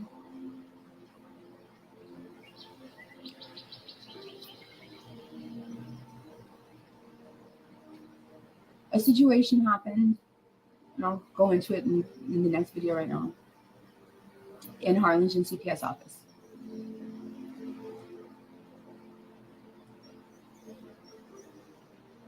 The next day, I took my daughters to go eat. I saw the officer come in, and I knew right away, I'm going to get arrested. I don't know why, but they're going to find a reason, just like they arrested me all the other times. So when you see those live videos tomorrow, you need to realize this. These people had already arrested me 7 times. They had already traumatized my life, taken everything away, damaged me in every way possible. When we requested the body officer camera footage, the officer was like, you need to stop making videos. And I'm like, what does that have to do with my life? You're destroying my life. What does that have to do with you getting into my vehicle when literally my daughter is eating chicken wings? My other daughter, they're both telling you that they're fine. You cannot wait for somebody to get there that I know to pick up my children. And people are like, ooh, it looks like she's on something. No, I wasn't on anything because my toxicology reports did not come back positive for a damn thing. And then we see what the police put in my vehicle. Are you kidding me? No, that's corruption. You just wanted to politically target a woman. And then coincidentally, the next day, my daughters are taken for questioning regarding the incident that happened the year before that I had to take them out of school for. And they immediately, within 24 hours, they didn't even, who interviews a child 24 hours after they're traumatized for something else? They could have waited. But I think they did it because they were like, no, what if the mom gets him back? No, let's do it now because the dad has him. And the dad will allow us. Yeah, and they closed the case on their friends the very next day after they took my daughters away. Now, through all this time, I've gotten a lot of hate. There was a man from Mission to this week, he has been harassing me. I don't even say it anymore because I don't even say it. He's a very popular white veteran, and that matters because nobody from a privileged class should ever be doing any kind of harassment to a female. Here she goes, her racism. Especially a white male. A white is a privileged female, class. She said another that. Oppressed class. Why? How you think you can get away with that? Yeah, I'm not oppressed at all. Because so don't put me in that. To this day, he harasses me. To this week. He doesn't like that I'm looking good in the polls.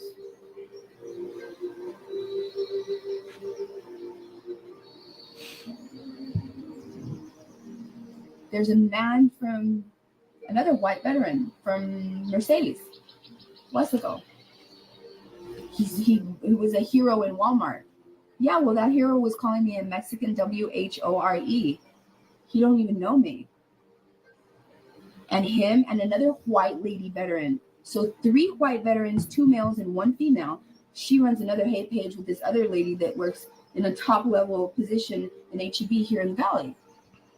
Yeah, these are all hateful people. Did we also miss the to hate on me in concert? Welfare fraud. Why she's in that mess? And nearly survived them. Or did I miss that? They just didn't like that this woman was doing something I guess they wanted to do. I don't know what. I don't know if me just living my life strong bruised their ego. I don't know what it was. I don't know. That has nothing to do with me and everything to do with them. This was in 2020.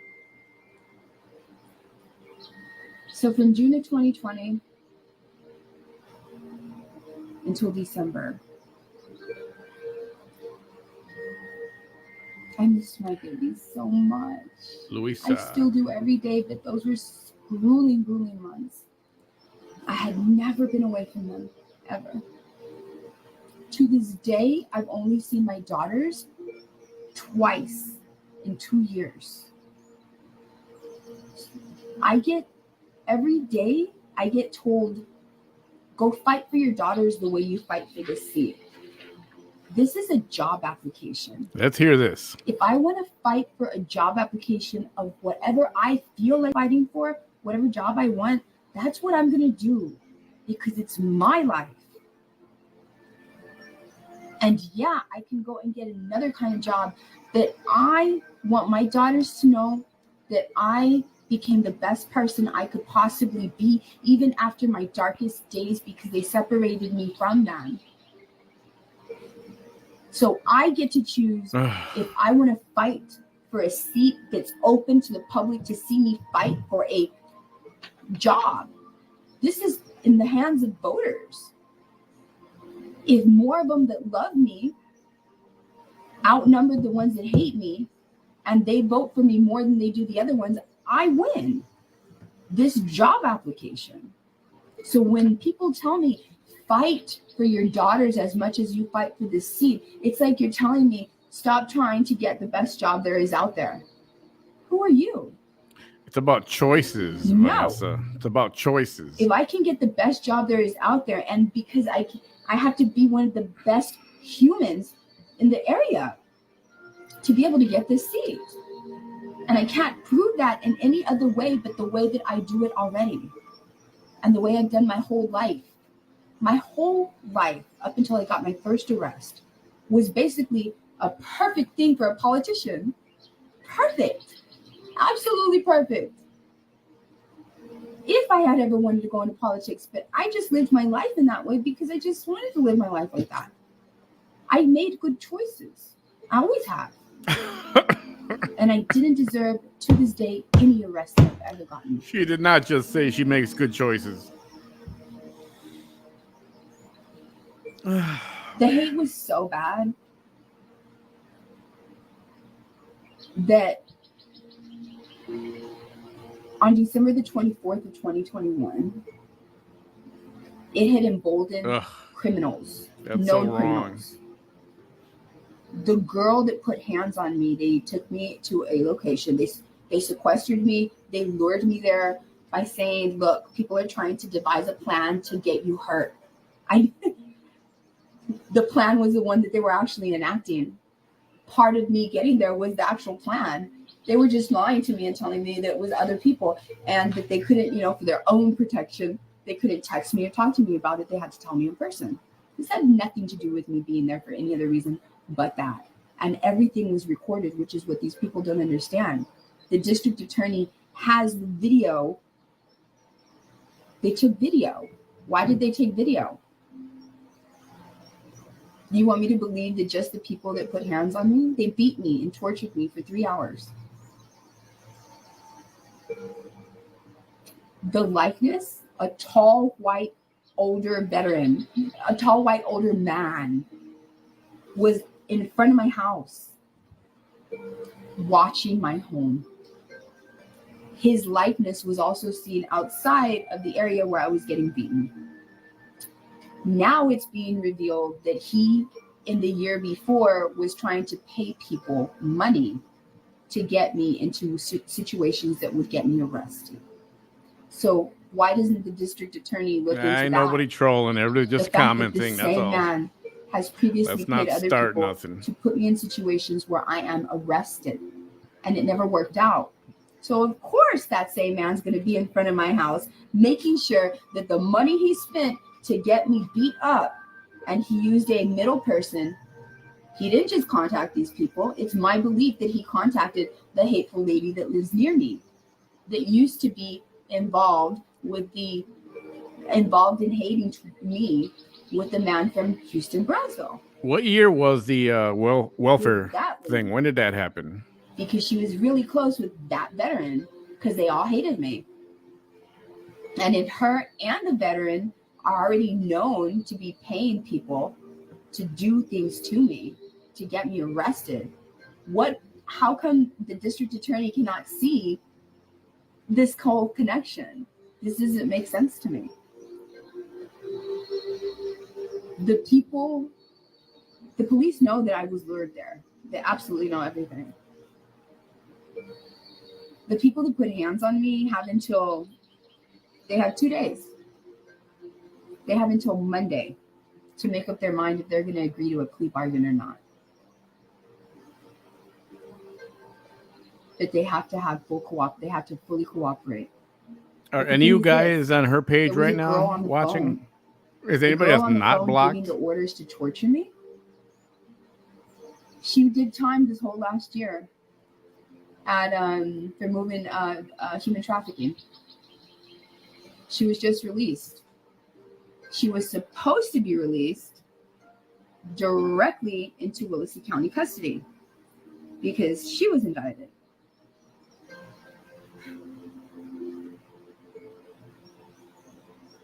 They let her go onto the streets. She has now a warrant for her arrest because of what she did to me.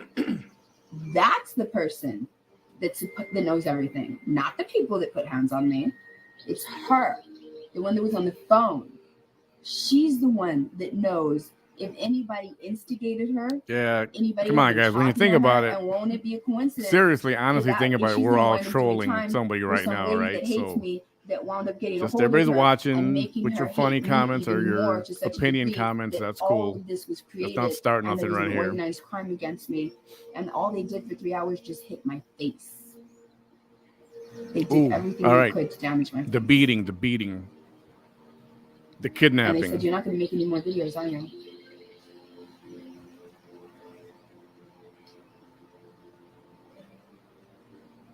I had a full psychological examination that year in 2020. I have no mental illness. I have above average intelligence, and everything that I'm going through in my life is not because of my choices. It's because of situations created by others that I now have to deal with. That's what the report says. You don't have a psychological evaluation on any of the other candidates, but you do on me. I'd be really foolish lying about it.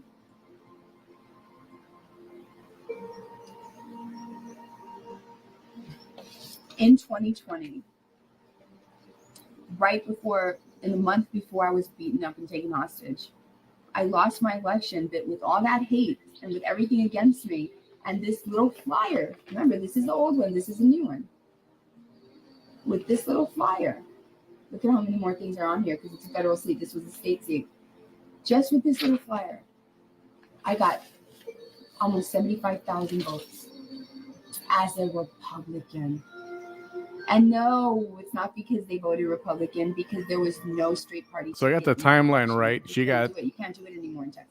You beaten have to check off the name after she lost the election, right? They saw everything that was happening to me. They saw it all. And they still believed in me because they knew that I didn't deserve any of it. When I was rescued from my torture that day, I was waiting for the ambulance, and the police sergeant comes up to me and he says, "Vanessa, you're going to have to help us." I said, "Okay." I said, "But look, y'all took my babies." Nobody hating right now. If it wasn't for you all ignoring me and literally treating me a legitimate complainant, there was nothing wrong with me. There's never been anything wrong with me. I've only ever just spoken against the things that should not be happening. And I've blown the whistle when I've been harmed or somebody I loved has been harmed. You emboldened these people, and I said it. If they didn't see all of this happening to me all these years and you all ignoring me, they wouldn't have so easily done what they just did to me. And that's the damn truth. That's the truth.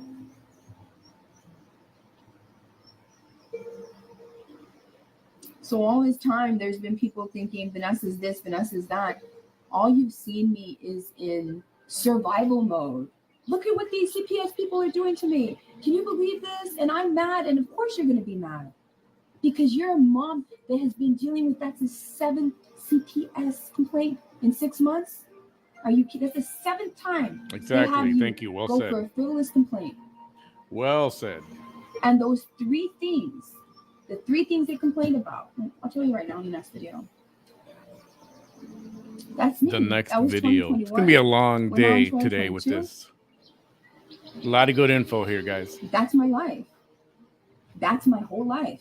Everything that I just said, that's my entire life. Everything. My entire life. All of it. Thank you. Please. We have all of the rest of today, all of Sunday, and all of someone dropped a little something in the bucket. Thank you very much. I'm not going to say her name. I don't know if you want to remain anonymous or whatever. So, but thank you. The city of Hidalgo, in Hidalgo County, the city of Hidalgo. Las Milpas Far, Benitas La Joya, Alton, Mission, Palmview, Palmhurst, Sherryland, McAllen, Edinburgh, La Blanca, Hargill, Monte Alto, Redgate, Lynn, McCook, San Manuel, San Carlos, Olive Brooks County, Olive Jim Wells County, Olive Live Oak County, Olive Wilson County, Olive Karnes County, and Guadalupe County, Seguin and surrounding areas. Who's my competition? John Villarreal Rigney, Eliza Alvarado, Ruben Ramirez, and Michelle Vallejo. Why do I say their names? Because I'm better than them for this. That's why. Because not one of those people running against me as a Democrat or a Republican has survived what I have survived. Not one of them has been on the other side. Not one of them understands what it's like to be one of you, because in their entire lives, they've had some sort of privilege. Even if Oh, your my parents goodness. owned a pulga. I just wanted somebody to ask her have about some that. sort What of about, privilege. the fraud we hear about, your fraud case, but I don't want to My get you guys story is a blocked. You know what I story of mean? someone that did the right thing their entire lives. So if you don't want to, that's totally cool. I don't want to get entire you. life. You're an insider. And when it came to her seeking justice for all 4 of her children, Hi, BB. Thank for you. different reasons, they failed her. They failed her family. She became vocal, had to survive them out loud. And it forced her into politics so that what? So that not only can she give you the fight for all this, but so that my experience, her experience, my experience in Texas is not anyone else's experience in Texas. That's my story.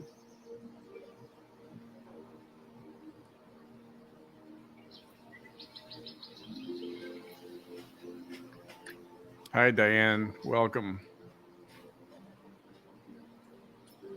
They conspired. Absolutely, they conspired. They conspired.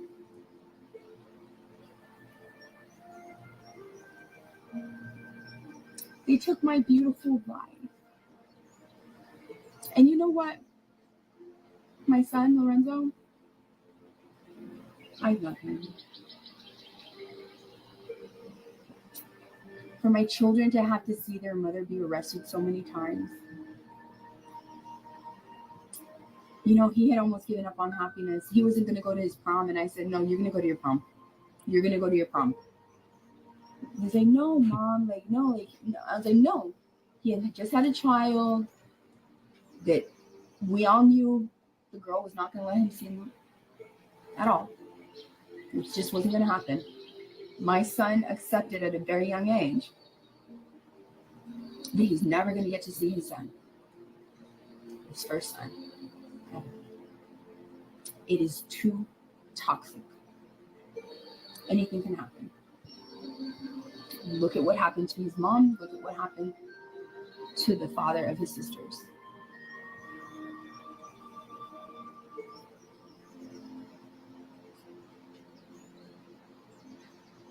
He wasn't going to go to prom. And I said, Lorenzo, you're going to go to prom. I'm going to rent you a car.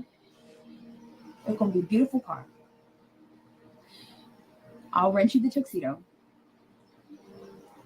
And I will pay you $100 just to go. I want you not to miss that experience. So he found himself amongst a group of friends right before prom. I said, but you got to find a girl to go with. Do not go alone. You have to find a young lady to take. So And that's my point. So why would somebody get beat up after they lose an election and tell her to quit making videos? Did that make any sense at all? He told me I found a date, Mom. I said, okay, good, because I already got your tuxedo. You need to go get fitted for your tuxedo. You need to go get your don't I got it all planned out. I got the reservations, everything. I know, right? That's a pretty good paper. Everything.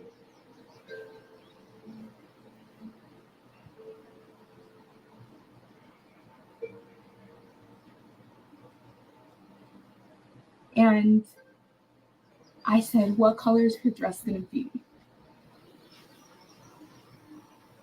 So that I can get the corsage. Because I wanted my son to have a beautiful experience after everything he went through. And he told me. I said, okay. And now, 7 years later, I have 2 beautiful grandkids. Yep. Those are the best $100 I've ever spent in my life. The best $100 I've ever spent in my life. The best. And they're happy. They're together. And he knows what love is. And he survived all that, and I'm just glad he did. And my Jesse, he survived his statistics. He's 18, barely 18, gonna be 19 in June. The hate came after him too, my baby. Barely an adult, and they came after him. My children, all of them, they're really loving human beings. And that's the one thing that I'm proud of the most, is that my children are really loving human beings. Yeah. So as I tell you this story, we still have inappropriate people asking questions, even though I stated I'm not going to answer any questions. And if you're watching this story, I heard that before too. and if Yeah. you ask me a question, especially if I think it's a trolling question, I'm going to block you. You need to know that right now. We already know that. Did I commit assault the first time I was arrested? No. No. Did I commit food stamp fraud when I was indicted the first time? And then they dismissed the charges and reopened it with new information. So they took the food stamp fraud away, but now they said it was another kind of fraud? No. Have I done anything that they accused me of? No. Wow. Did I have paraphernalia in my vehicle the day they arrested me and the last day I saw my daughters and had possession of them? When we all saw where that paraphernalia came from? So no. The answer is no to all of it. All of it. It's no. No. No. I deny all allegations. I've been a 100% target of malicious people intent on making me look like the thing they actually are. But why do people want to make you look that way? Why do you think people hate you so freaking much? Why? I don't care. You know what? I'll answer that question. When a nurse is not working or working very little hours, they 100% qualify. Prove me wrong.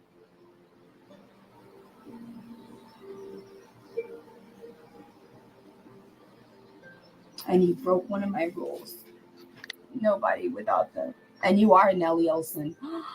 That's what my family calls bullies. Do y'all remember Little House on the Prairie? Do y'all remember? Nellie Olson was the first bully I had ever seen on screen. I'm like, why is that girl so mean? So whenever me and my sisters and my mom refer to a bully, we call them Nellie Olsons because they're bullies. And what a coincidence that this mean person has Nellie Olson as a profile picture. Goodbye. Goodbye. Thank you. Thank you. For those of you that wonder why I haven't seen my children, well, I wonder the same thing. I wonder the same thing. They did everything to separate me from me and my daughters. Everything. Probably so that I would never do this. But when they took my daughters away, they gave me 100% nothing to lose and everything to gain. And when they created a situation Christina, let's just cut that shit out right now, I could please. get out of my Not situation here, not right now. is to rise. There was no way out. There was no way to come under it, no way to go through the side of it, no way. I was blocked in every way, and the only way for me to get out of the situation that they have created my life into is for me to go up, to rise. To rise.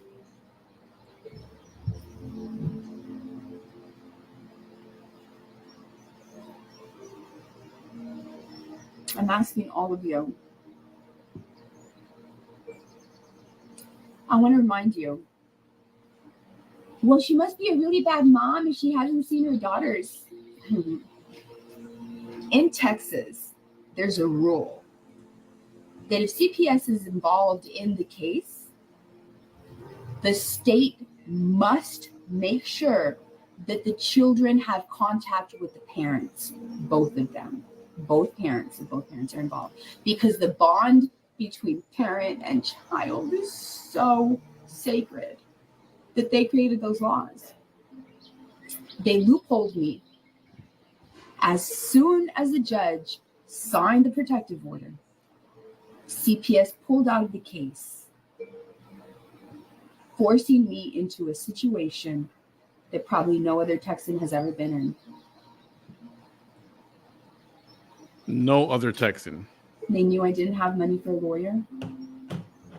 And they knew that because CPS got out of the case, that there was nothing in place to force contact between me and my daughters. They knew what they were doing. Everything that was done to me was done with surgical precision. Everything.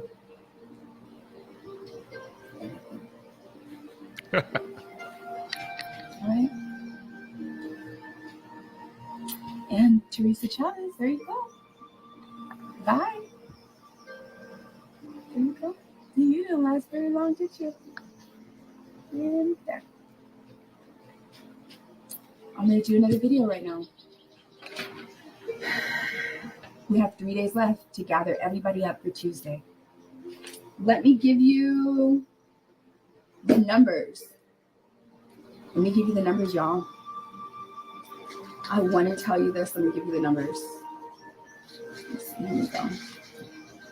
So you know how I have been following the LARC polling location, right?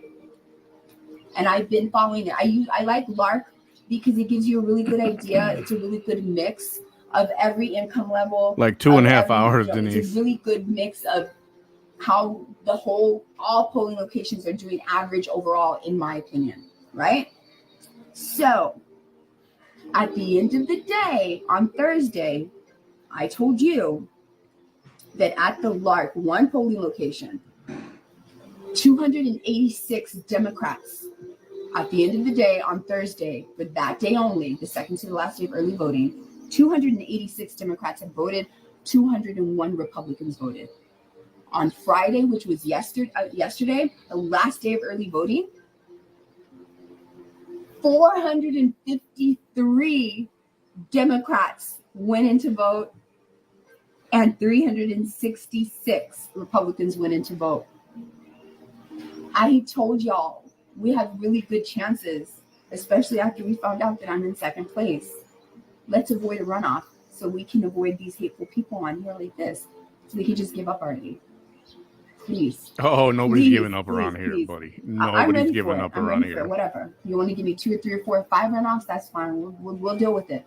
But if we can avoid it for any reason, why not? And the only way that we can avoid a runoff is to make sure that we get 51% or more of the votes. Now, I don't know how old this is. Nobody tells anybody to leave except me around here. Early voting. Just all of calm it. the hell down. 10 days, I believe, right? In total, 10 days. All of it. For that one polling location, I'm so proud of you. Oh, I love y'all. 2,480 Democrats went in total for early voting at just the LARC Community Center. And 1,690 Republicans went. Nearly 22,500 Democrats. I love y'all. So on Tuesday, make sure that you ask for a ballot. Democratic ballot. Democratic. If you do not see my name in the top first election and you don't see Tijerina, then look for Cisneros and vote Cisneros. That means you did get a Democratic ballot. If my name's not there, don't worry, just vote for Cisneros. Please, wherever you're at, from San Antonio to Laredo, all the way on the border from Laredo to Brownsville, from Brownsville to Kingsville, from Kingsville, all the way to San Antonio, and all that area in between, just vote Tijerina or Cisneros. If Tijerina and the name Tijerina or Cisneros is not in the first election above the governor, they gave you a Republican ballot. Yeah. Remember what I was saying about that other Tell them candidate? to give you a Democratic ballot. Okay? Please. All right? Thank you so much. And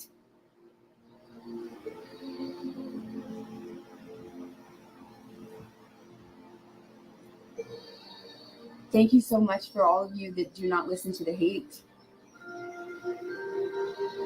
You've seen in this video how my life literally fell apart for me just sticking up for my kids. That's it.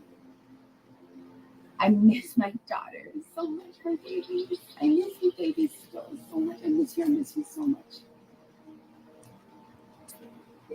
I'm proud of my Lorenzo, who's been a barber now for, 6 years? My Jesse, he's also going to school. I love y'all. I love y'all both. I love all 4 of you. Mommy loves you. And for those of you that could understand how a woman can repair herself, for those of you that can understand, because there's hateful people that don't like that if they even survived what I survived, if they fell into their darkest days and they made choices that they didn't want to make, they could have probably never recovered from that. They hate to see strong people heal. They especially hate to see strong people heal themselves. Not everybody can heal themselves. I did. And every day it's still a process of healing myself because I've been through a lot. That I want to make sure that what happened to me does not happen to another child, to another family, to another couple, to anybody in Texas. I won't fail you because I know what it's like to be failed. I know what it's like to be neglected by your leaders. I know what it's like to be targeted by your leaders. And I know what it's like to be ignored by your leaders. No one running against me. Not Eliza, not Ruben, not John, not Michelle. Understands that. And that right there is what you need so that you can have the person that cares the most about the things that matter the most in Washington, D.C.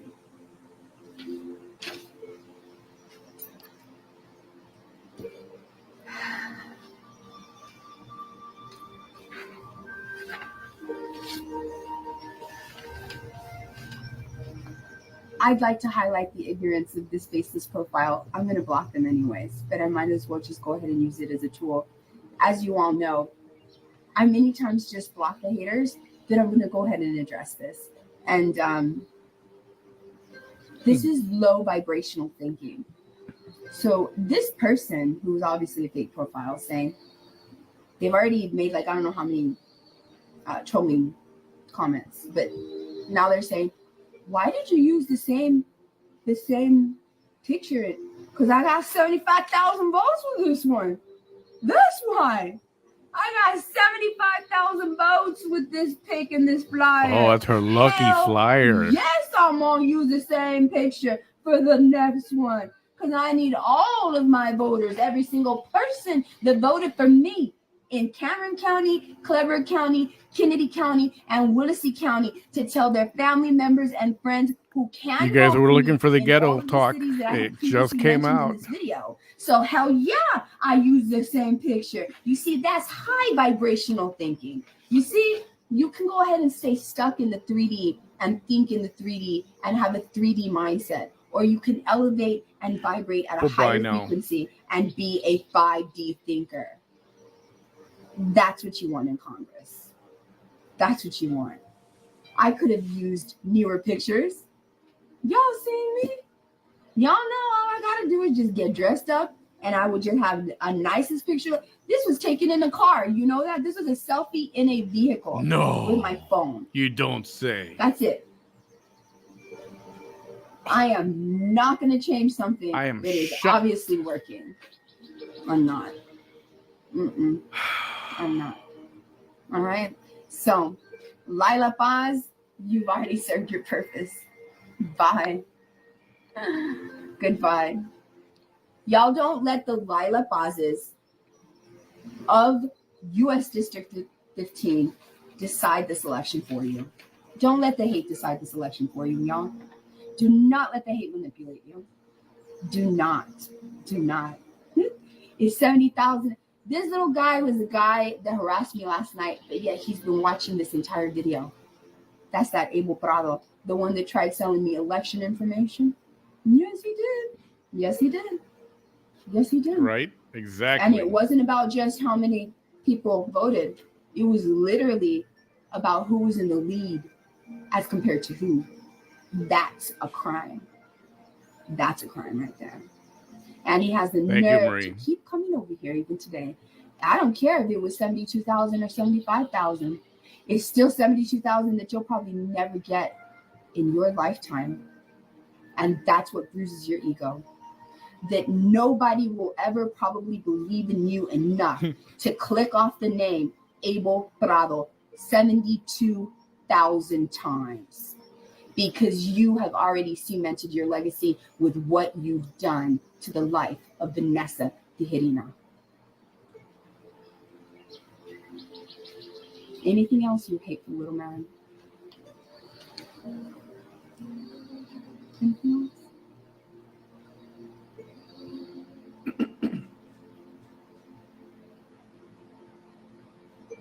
Y'all are going to see what Abel did to me. Y'all are going to see how he talked to me. Yo, Abel's a hero. I'm going to get you arrested. So Abel punked her. Then he came on the live, my live yesterday, right? You heard him say, speak the truth. I believed every word of it. And she's still going on about it. At least we have our kids, y'all. That's what he does. It's even worse, though. It's even worse. Gaslights me, reactive abuse. You're going to see it, all of it. He's an organism, like we all are. And this is him. I think those are the only two flyers.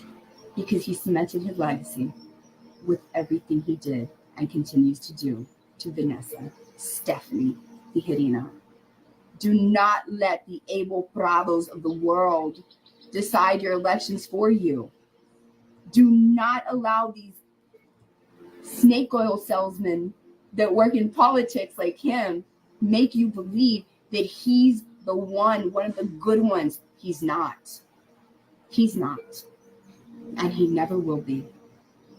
Ever. At all. I don't block him because I have to pursue charges against him for harassing me. He doesn't understand boundaries. And I'm going to show you how he doesn't understand boundaries. But I'm going to do it when it's the most strategic time. Probably Monday. There's a lot of Democrats that, I had sent those screenshots. A lot of these Democrats, they have these screenshots. I needed them to know what he was like. I sent them out to them.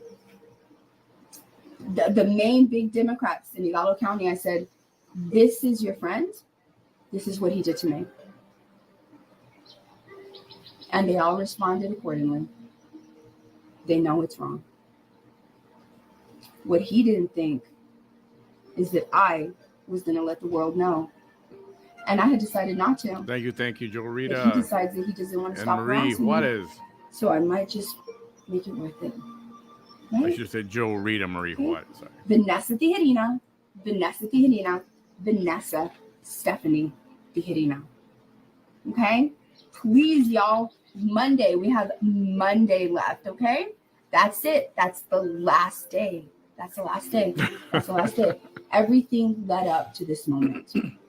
Okay? I love y'all. Bye. And she's gone. She will definitely be back. I went and grabbing some dinner. Thank you for dropping some coins in the bucket. Much appreciated. That was quite interesting. VT's life in 2 hours and 39 minutes. What do you guys think of that? Keep posting in the comments.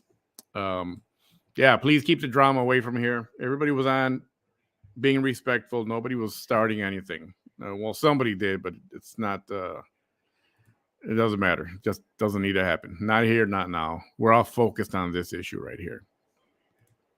Thank you, everybody, for respecting the page. I'm going to go get me some grub. I got a Bulls game tonight. I'm going to watch that, but when she comes back, we'll be on. Thank you guys for commenting, and love it. Share the page, and let's see if we can break 100 people in here for the next time she's on. I don't know what time that's going to be. I imagine she's going to go eat something. 7, 8, 9 o'clock, something like that. I'll keep an eye on it. Thank you all. Love you guys a lot. We'll see you in a little bit.